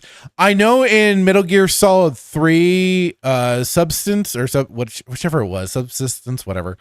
Yeah, you could play the original Metal Gears on those. Nightmare says the substances ones. Gotcha. Yeah, Nightmare. Portable Ops isn't even canon, apparently. Like I said, that's what then cheesed me off when learning that. And then Phantom Pain comes along and we get nothing. Nothing. I mean, yeah, we got little Liquid Snake running around and being a little dickhead, but we didn't get Gray Fox, we didn't get Naomi, we didn't get Sniper Wolf, we didn't get any of that build up, we didn't get any of those answers. It was just fucking Kojima being a snobby, goddamn pretentious up his own ass. Oh, it's I forget the term, but like just being up his own ass with the game and the story. And I was like, what bums me out too is that for the most part, like the gameplay mechanics are solid, but sadly the maps are empty and really devoid of life. And it's been basically taking like some modders to really try and revamp a lot of those maps. But man, God, Jesus, this is basically like some of my gaming streams where I get into these rants about Metal Gear. God damn it. Kojima was that bad? You don't like Kojima? Dude, I was a fanboy for a long time, but with Metal Gear Solid 4, that was kind of the beginning of the end. Because it was a game with little gameplay and mostly a bunch of long ass goddamn cutscenes. And the sad thing was that because I was following the development of that game, what they were talking about doing in that showed up later in Metal Gear Solid Peace Walker and then Phantom Pain with the whole being able to capture enemy soldiers, bring them onto your side, or gain the loyalty of enemy soldiers to be brought onto your side, yada, yada. Like basically some of that stuff that appeared only later was being talked about and what was alleged to be done for Metal Gear Solid 4. And then when we got none of that, it was just, oh God. Like Metal Gear Solid 4 was just so much left on the table that I was looking so forward to.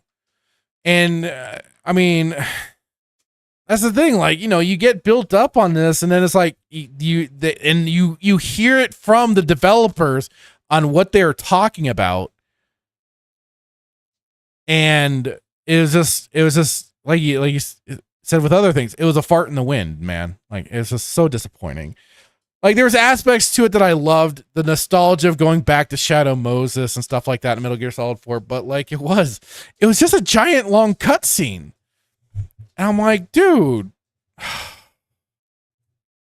Yeah, so like it was. My appreciation for the man definitely started to disappear. And I tried, good Lord, did I try. But then when they also, and I tried sweeping for ground zeros a little bit, being like, well, you know, it's they're just trying to, yeah. No, they were milking for money, and so they cut it up into two separate quote unquote games, and they put out ground zeros And then Phantom Pain came later. But it was basically Ground Zeroes was basically the epilogue to go into Phantom Pain. And it's just like, and they cut it. Nightmare's asking pretentious. No, I'm trying to find the term for the narrative style. And it's the term is eluding me at the moment. And I forget what, but pretentious is Kojima. That he's a pretentious ass. Dan Blackbird says we got to save Kojima in Afghanistan. I wanted to, only I could have left his ass if it wasn't part of the mission. But the mission came first, and I had to save the four-eyed bastard. Nightmare says the best Kojima game is Metal Gear Rising, a game he didn't write. So, there was some history with that one. Metal Gear Rising, they ended up handing that over to an entirely different team. What I was originally seeing would have been a little more akin to Metal Gear Solid style gameplay, but they were really introducing so instead of it being like a mini game for for slicing up the enemies, it was going to be a little more of the game mechanic, where you could kind of go around, and I mean, that might have been just them kind of showing off the tech, which I fully admit. But like more precision strikes with prologue. Thank you, Timon. That's the proper term, not epilogue, prologue. Sorry, for Ground Zeroes into Phantom Pain. But there was like the early tech demos and stuff being shown for the Raiden Metal Gear game, and they were gonna be a lot more proficient with like some of the cuttings. Like you could do it on random objects and stuff like that. Like that to me was sounding really cool. But then when it went full like action Devil May Cry sort of style of game and everything, I kind of lost interest. But I've heard good things about Rising, so one of these days I'm gonna have to play it, and I'm gonna have to check it out. So it's on my list. It's just, I don't know. I sometimes I just have the because I haven't even gone for like the Metal Gear Solid Delta, and I thought for sure I was gonna be slobbering all over that. But by the time it's come out, I haven't even bothered to look for or to fully get the Jack Sparrow package for it, because I just don't know. I don't know if I was gonna. And if anything, I guess if I was gonna play them, I'd play just the classic Metal Gear games that I love. So like Metal Gear Solid 3. I did do this stream for Metal Gear Solid 2 for April 30th for the meme of that, just for shits and giggles. But otherwise, yeah, I don't know. I'll have to eventually check that game out. Nerdy Neo saying, been a long time since you're on open mic, Filter. You're welcome to come back anytime. Oh, you Nerdy Neo, I don't know if you want that. I don't know if you want that. We had such fun last time. Let's leave it on a positive note. No. We might have to figure that out, buddy. Well, because it has been a while. And I'd love to chat with you again one-on-one. I'd like to hear your defense of GoldenEye against Perfect Dark. I've already kind of laid some of that out. No. Dan Blackrit says, even with the abandoned third act added onto 5, it's still half a story. Yeah. Nightmare confusing? No, like some of it was kind of like it's just batshit insane and just like oh god, I wish I could remember the term that I have kind of seen around discussing Metal Gear 5, but I can't, like, it's just for the life of me, I'm just like drawing a complete blank. And my microphone fell apart again. I really just need to reattach things properly. Duct tape always works. Huh? Duct tape always works. No, I know. Nightmare says, I have to give Kojima this, give him this much. He has a great sense of humor. He does have that. Timon does say the prologue. Nightmare says, yeah, Metal Gear RR was made by Platinum Games. Oh, Metal Gear Rising. Platinum Games, who made Bayonetta and Vanquish. Briscoe asking, have you played Snatcher, Fractured Filter? No, I have not. Damn, Black Red. Yeah, I guess kind of Action Fruit Ninja. Yeah, that's kind of what they were doing originally with the Metal Gear Rising game. Nightmare says, dude, I played the entire Metal Gear Solid series just so I would have the backstory to play Metal Gear Rising. Now I'm realizing I should have just played Rising and skipped everything else. What? Oh, come on. Metal Gear Solid 3's peak. That is like the best game of that series. Because that was also the last game where Kojima still had his Tard Wrangler around, which was, hang on, let me get the meme. Just the best way that I always have the name down. I'm terrible with names. But you'd think I'd remember this one, considering the dude was, I'm pretty sure, the reason why we got at least the coherent stories that we did. For the most part. Because after the fact, Kojima just went freaking bat squeak out of his gourd. Let's see. Where is that? I really just need to make a special folder for those ones. Oh, okay. So I think it's like Fukushima. What'd you call me? Oh, Tomokazu Fukushima was the other writing partner for the Metal Gear Solid games. And like it was after after he left, people joke and they say presumably he was offed by the Yakuza. But once he was gone, then we got Metal Gear Solid 4, Peace Walker, and so on and so forth. So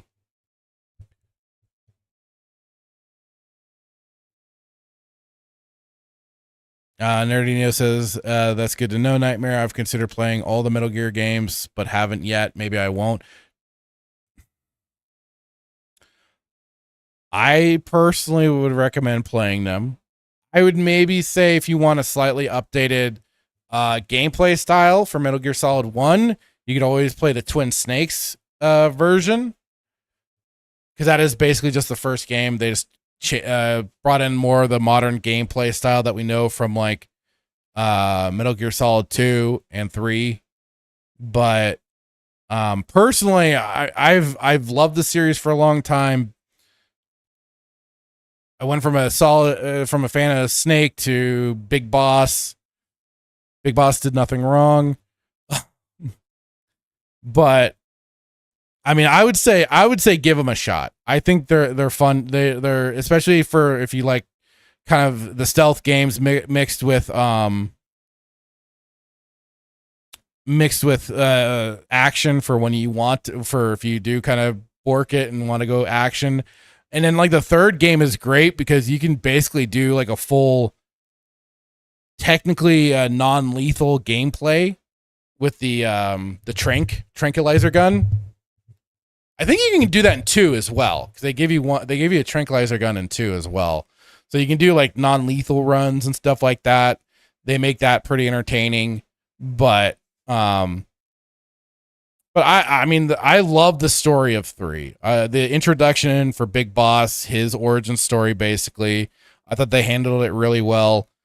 The boss, she's a compelling character and really kind of adds the extra, like where Big Boss kind of gets this idea to start his own nation for mercenaries and stuff like that. So I personally, I've been a big fan of the franchise for a long time.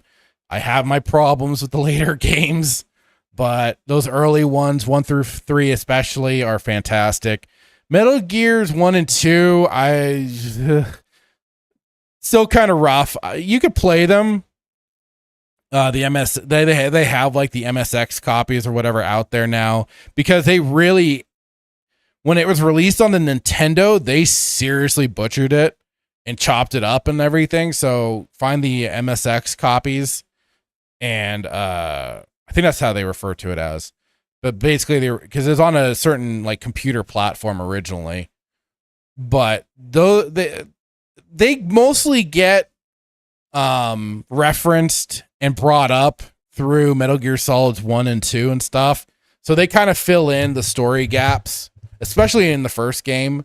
They get you pretty clued in through the story and events. So I'd say you could skip the first two, but start at Metal Gear Solid 1. Nightmare says, yeah, it turns out it's fairly self-contained. Yeah, the Metal Gear Rising, though it's supposed to take place it's like somewhere around Metal Gear Solid 4, either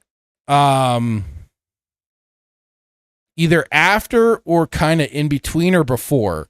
I forget it's supposed to be like a lead up to 4 basically, or around. It surrounds Metal Gear Solid 4 because that's when Raiden has the whole ninja armor suit. So Nightmare says Snake Eater is 80% carried by his theme song. No, it's not. And it says I actually did play Twin Snakes instead of Metal Gear Solid 1 Classic. Like I said, either or, depending on the gameplay you want, but I always say play the classics. It'll take a little bit of getting used to, but that's where also before David Hayter really went gravelly with the Snake voice, he actually sounded like relatively normal and fine with it. But yeah, I mean, I think but like I said, I have a bias. Briscoe says Metal Gear Solid 3 is such a great story. Nightmare says MSX Metal Gear 1 and 2 are on GOG. That's true, they are. They put Metal Gear, they put those two, and I believe Metal Gear Solid 1 on there. So they're available on GOG. Briscoe says Metal Gear Solid 1 is pure nostalgia for me. It's right up there with 3. 2, I wasn't a big fan of. I wasn't a big fan of either until I got a little bit older and started kind of seeing more to the story of what was going on. Because at first I was like a lot of people. I'm like, what the hell? Who's the wispy haired femboy? What's going on here? Instead of getting Snake to play as, but it kind of grew on me a little bit over time. But I like it. I'm not a full appreciator of it, but like I understand now like some of the narratives that they were throwing in there, which is like, oh shit. Nightmare says Twin Snakes includes a basic summary of the MSX games. Dan Blackberry says, isn't it way later for Rising? Either I thought it was supposed to be around or after the fact. Nightmare says Rising takes place after Metal Gear Solid 4. It takes place after everything else, which is kind of funny considering that's right. No, he somehow got his arms back after 4. They had him in the hospital at the end and he had his arms back somehow. I forget how, but it happened. Nightmare says Rising absolutely makes up for the bait and switch with Raiden in 2. I could see that, especially with the crazy zany story that they get up to in that one that I've heard about. Okay, so sorry, Hitman, I've kept you quiet for this whole time, practically going off on. I'm enjoying the Kojima talk. Well, I'm glad you're enjoying it. You had this article here. Let's get into this. Let's derail and go off into Star Wars territory again. Hang on.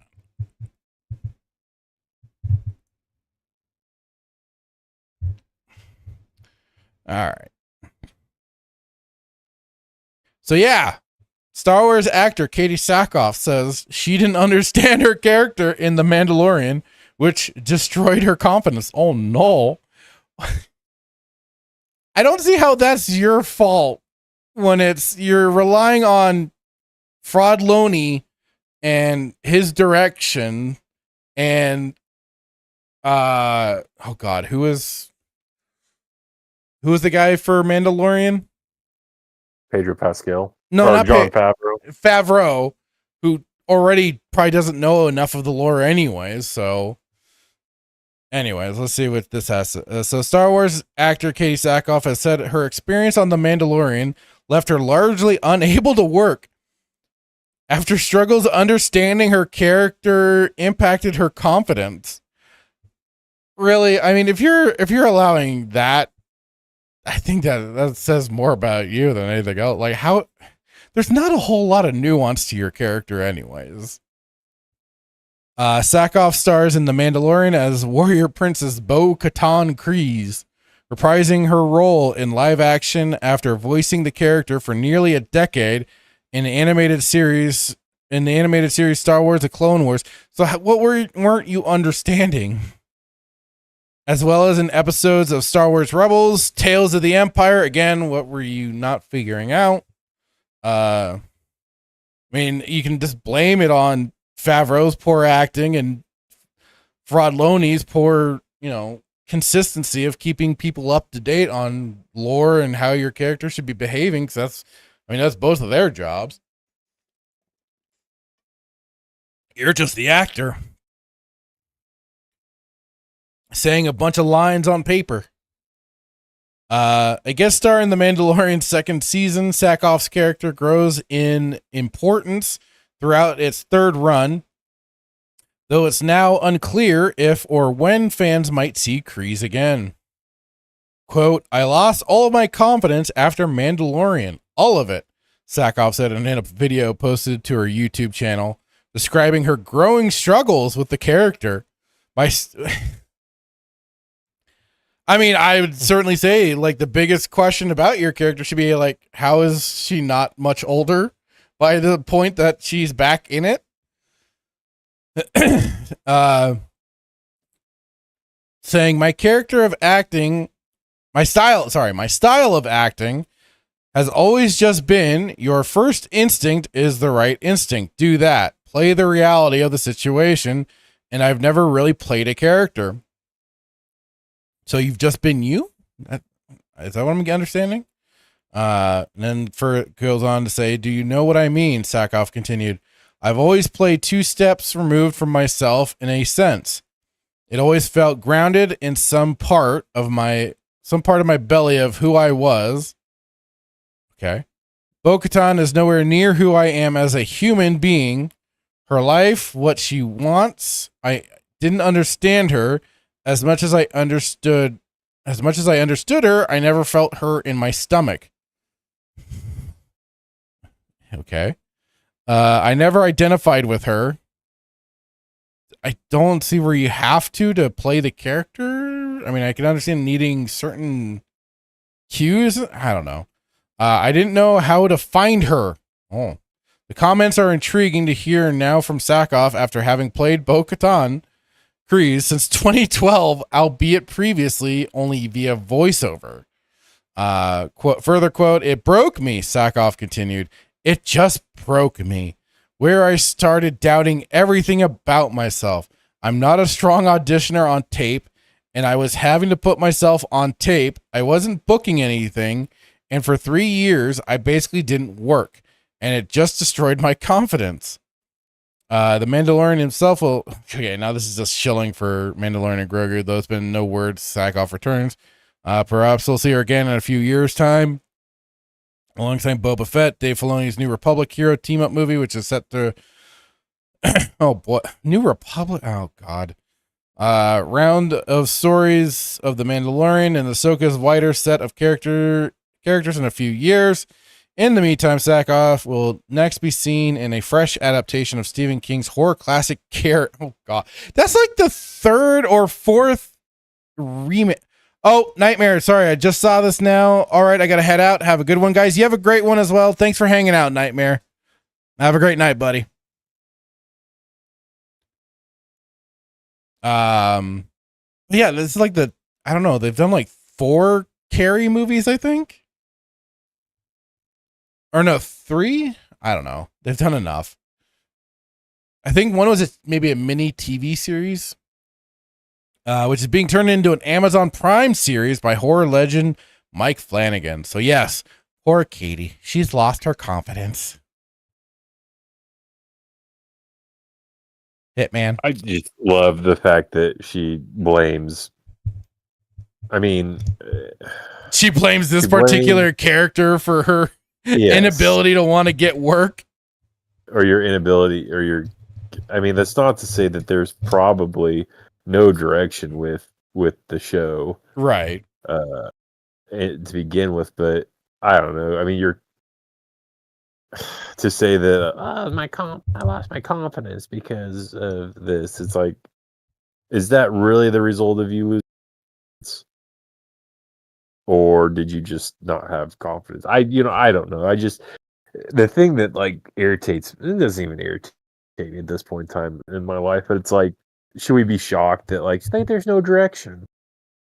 Well, I mean, that's been the whole problem with a lot of those series anyways, right? It's like, yeah, lack of direction has been a big complaint, especially when even like Favreau left the set, was gone, and he was just directing via Skype practically, and it's like, just do it. Right. Was he doing a project in like Arizona or something at the time? It was, I think, Florida. He was in Florida or Florida, something. Yeah. So, but I guess the thing is, if Katie Sackhoff is saying this, how many other people are saying it? Don't know. Ooh, good. Yeah, that's a good point. Like, how many people are just kind of like getting to such a burnt out point? It's just like, well, what the hell do I do with myself and with this character that these people are apparently giving me? But it's just like, still, what the hell is even going on anymore? I guess you could leave. You could no longer do the character unless they just somehow sign you to a contract that says you can't leave. But well, then that'd be on her to get her or her agent to get her a good contract going and everything. So again, it's still kind of on her. I guess, is she saying essentially that because this role, because there's no direction or what, ruined her, therefore that's why she was just stuck for 3 years? I mean, not working, or was it just 3 years of her just doing Mando? I think maybe just her being in Mando for so long, and that's the whole. But she just never felt her character in her belly, apparently. Well, and then you're the one who auditioned for it. Right? Like, surely you would have got the script for it. Could have read the script and whatnot. I mean, I don't know. That's the problem, I guess, is like, everybody wants to, working for Disney or being in a Disney show that does so much for your career. So I'll go ahead and do this role, even though it's totally dog water, but it's okay. Yeah, it'll totally kill my soul and everything. Right, but I'll at least have Disney on my resume. Well, either on the resume or just getting the Disney bucks. Yeah, so I don't know. I guess I bring that up because it's like, if she's complaining about her confidence and not having any type of direction, does anybody else feel that way? And I guess if they do, they probably won't come out because that might risk them getting jobs and stuff. Right. I just don't necessarily know if like the confidence piece, like I don't get the confidence piece. Like, it destroyed my confidence. Like, did it though? Did it really? Like, because you can have confidence and play a dog water character, it shouldn't affect your, right? Because you should be that confident knowing that you can act, and this character that you're playing is just dog water. So it shouldn't. I guess in my mind, like, it shouldn't affect your confidence, right? I guess that there's no like. So I don't know. Stupid. But that's what y'all see. I mean, it's Katie Sackhoff, which I don't know what she's done outside freaking Mando. So,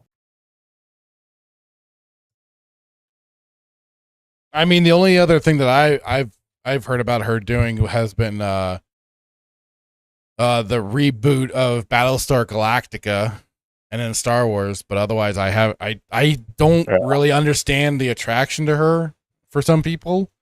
Some people dig her. I don't see it. But that's me. Everybody's got their own taste. I truly wonder, like, when they're doing these shows, like, I guess it's hard to, for Filoni because, obviously he's had to create it, but like, who is giving the direction? Like Vader, or not Vader, Kenobi, right? How much of it was Deborah Chow versus, like, the ratio, right? Like, she's the director, so is she responsible for everything, and Filoni doesn't, it's like, is it doesn't fly across his desk. Like, who's doing the directing? Who's doing the leading, right? And if you feel like you're not being directed or you're led, then why stay with a project? Why stay in a role? That's on you, and I have no sympathy for you, because if you're not happy, well, hey man, that's not nice, because what if she just needs to get paid? Well, it's like, okay, you're telling me there's not any other projects your agent could get you? Like, if right. You're so unhappy with that's their whole job, right? Is to get them their next gig and stuff. So I think, and again, this is just my personal biased opinion, I think that no matter how unhappy you are in a role, if it's with Disney and you're getting paid and to have it on your resume, you'll stay. Doesn't matter what direction the show goes.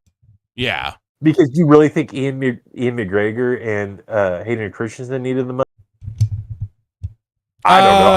I don't know if they're in any kind of trouble with the tax man or anything. I don't know their expenses, but who knows? But I mean, out of every actor, I couldn't imagine that I would assume that they're probably the most well. Probably the most. Well, probably, I'd like to know, the trilogy. Well, Hayden Christensen, obviously, just 2 and 3, because he wasn't in 1. But that's the question. Like, I don't know, do you need the money? You don't need the money, so. And why stay if somebody's not leading? Like, why stay? Right. If they're not leading properly, why be a part of that? But again, it shouldn't be a shock. This should not be a shock with anything. I mean, it's certainly not for the rest of us. No. So I just more so curious if this is just like a Star Wars Marvel. This is just a Star Wars thing, or if it's also a Marvel thing. Does Feige struggle with it, or is it just a Filoni thing? Is Filoni just in his office 24/7 planning out furry conventions instead of being on set directing? Don't know where Favreau is. Last time I heard rumors were that he went to DC and work with Gunn because he didn't get Filoni's job. But I don't know. Yeah. I don't know what any of that what's been going on in a lot of those realms. So yeah. So yeah. But you don't hear Pedro Pascal say anything like that. Like, probably because remember the thing that we watched about him potentially not being an actual citizen. He's afraid he'll get deported. Well, that his father was in some really shady shit. Yeah. Making them having to flee the country for a while before coming back, and him taking his mother's maiden name and everything. Shadier than a forest. Yeah, some weird stuff to do with like, oh god, well, it was like something to do with like infants and testings and stuff like that. It was some weird shit, man. And so he was really kind of dodgy on. He oddly gave a very neutral answer to basically like the whole immigration of illegals versus whatever, but he actually gave a very neutral answer instead of a usual very lefty, progressive charged style of answer of nobody's illegal sort of thing. He was very like oddly, so. Which then I believe that was New York, Florida man's video that we watched and got that little bit of juicy intel. Well, at least we certainly thought so. So yeah, I don't know. I don't see. I guess it's because I'm not a actor. I'm not a true artiste. That I just don't see how this is even something to worry about, to be concerned about. Why this low? I mean, in any of our books, a low tier, quote unquote, Star Wars character is affecting you this much is like, come on, get real. Right. So should not be at all.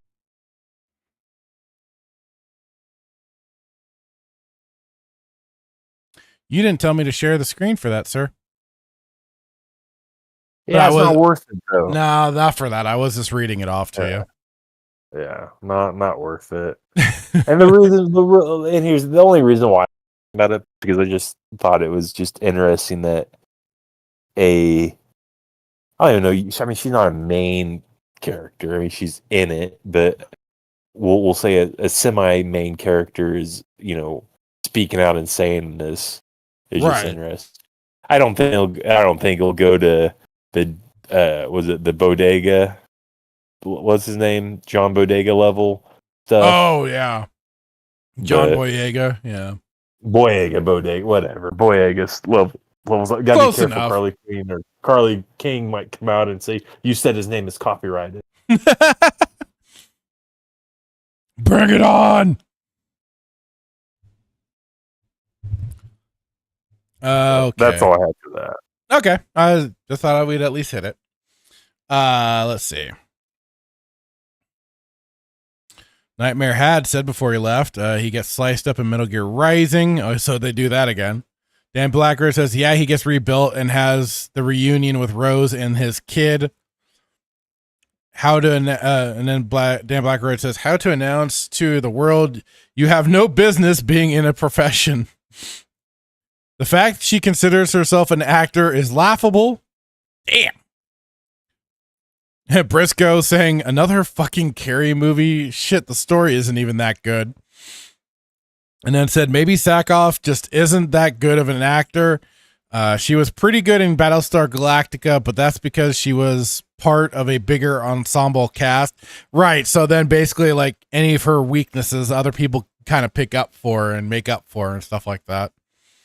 Dan Blackwright says, it's commonly brought up response, but back in the day of 22 or more episodes a season for shows, you think actors ever lost the ability to act if the character didn't have some momentum for an episode? It's a skill to be honed. That's true. Considering like what we're going with the whole Star Trek Deep Space Nine going through their seasons and stuff, like, yeah, who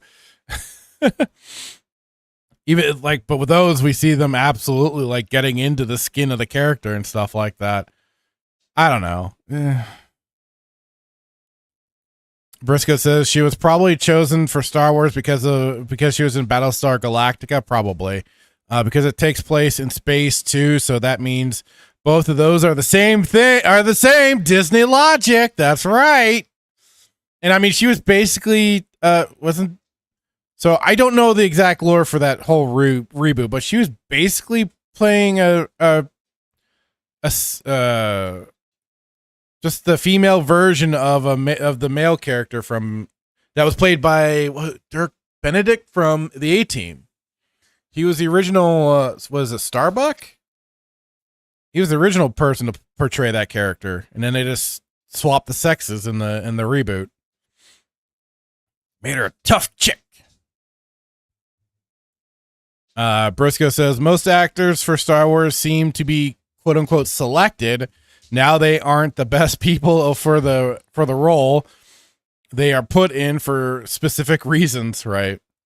Dan Blackbird says slight name value, very little recent work equal cheap and perfect for Star Wars streaming. Let's go. But basically, yeah, it's an easy way to get a bunch of bodies on set. They just need a little marquee value. Just a little. Briscoe says, yeah, she played Starbuck. Okay, thank you. I thought so. I thought that was the character's name. I just wasn't sure. If I was going to go back and rewatch anything Battlestar Galactica, it'd probably be the original series anyways.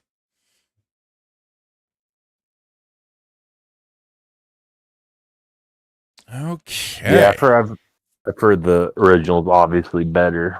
Yeah.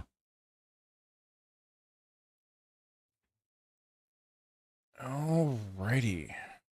Well, Hitman, do you have anything else we want to get into, or you still got some time, or you think this is a good moment to? It's good if you're good. Sure. All right. Well, and for anybody that didn't catch it earlier, we did drop some news.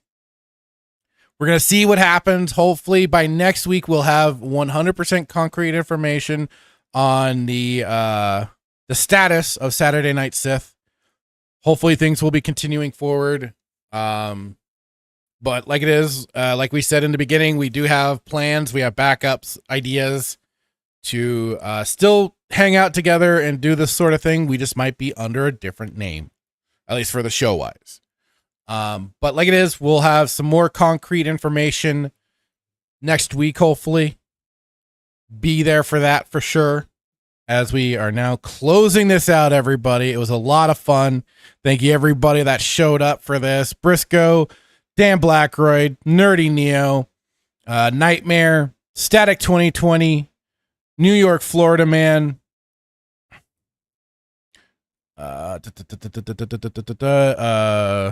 Melissa Lord was in at the start of everything. Let's see who else. Whoever the hell Tarot Destroyer was, thank you for dropping by. Snap Rai 89, thank you for dropping by. Narrow Dark, Tehalim 29, Jordan Star Wars, thank y'all so much. Oh, and Brandon Tran. Although I wonder what happened to Brandon. Oh, we didn't go. Oh, that's right. He brought up some stuff about some stars. Oh, I missed that one. The Shadow Lord one he brought up. Let's see. Oh, and Star Wars Scran was in earlier. Duke Devil 95. But yeah, thank you all so much. It's been a lot of fun. Like I said, we will see what happens for next week. Hopefully, like I said, good news. But what happens. Dan Blackbird says Hitman wants to run and hide from his DC recommendations. He's running scared from the Hulkamaniacs out there looking for his blood because Thunderbolts is here, brother. That's crazy. We might have to get back to some of those DC recommendations. Yeah. That was fun. Those were fun talking about that. Briscoe saying, great stream, guys. Thank you. And to everyone, let's go. But yeah, like it is. Remember, Wednesdays, Hitman and I always appear, well, just about always, appear on Duke Devil 95's channel for Wormhole Watch. We've been watching Deep Space Nine. Tomorrow, let's see, what episode is he going to be making us watch? Not making us, but which episode are we going to be watching? Because like it is, we, Duke Devil 95, Brad, he brings us in, he records it and then edits down the video for your viewing pleasure. But let's see, last week's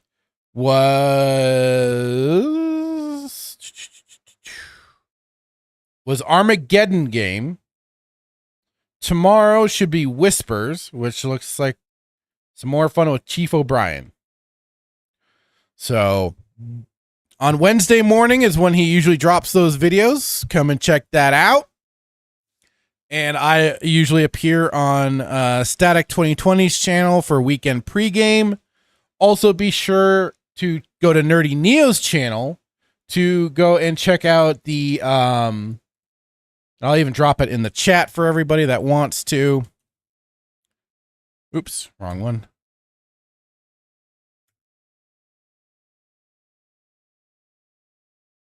But yeah, go on over there and check out the open mic with Nerdy Neo, and as he and Hitman discuss video games and stuff like that. It was fun to listen to. And otherwise, we'll be back same bat time, same bat channel next week. We'll see you then.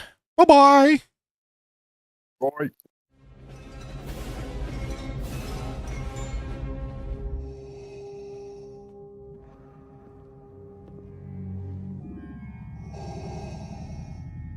What is thy bidding, my master?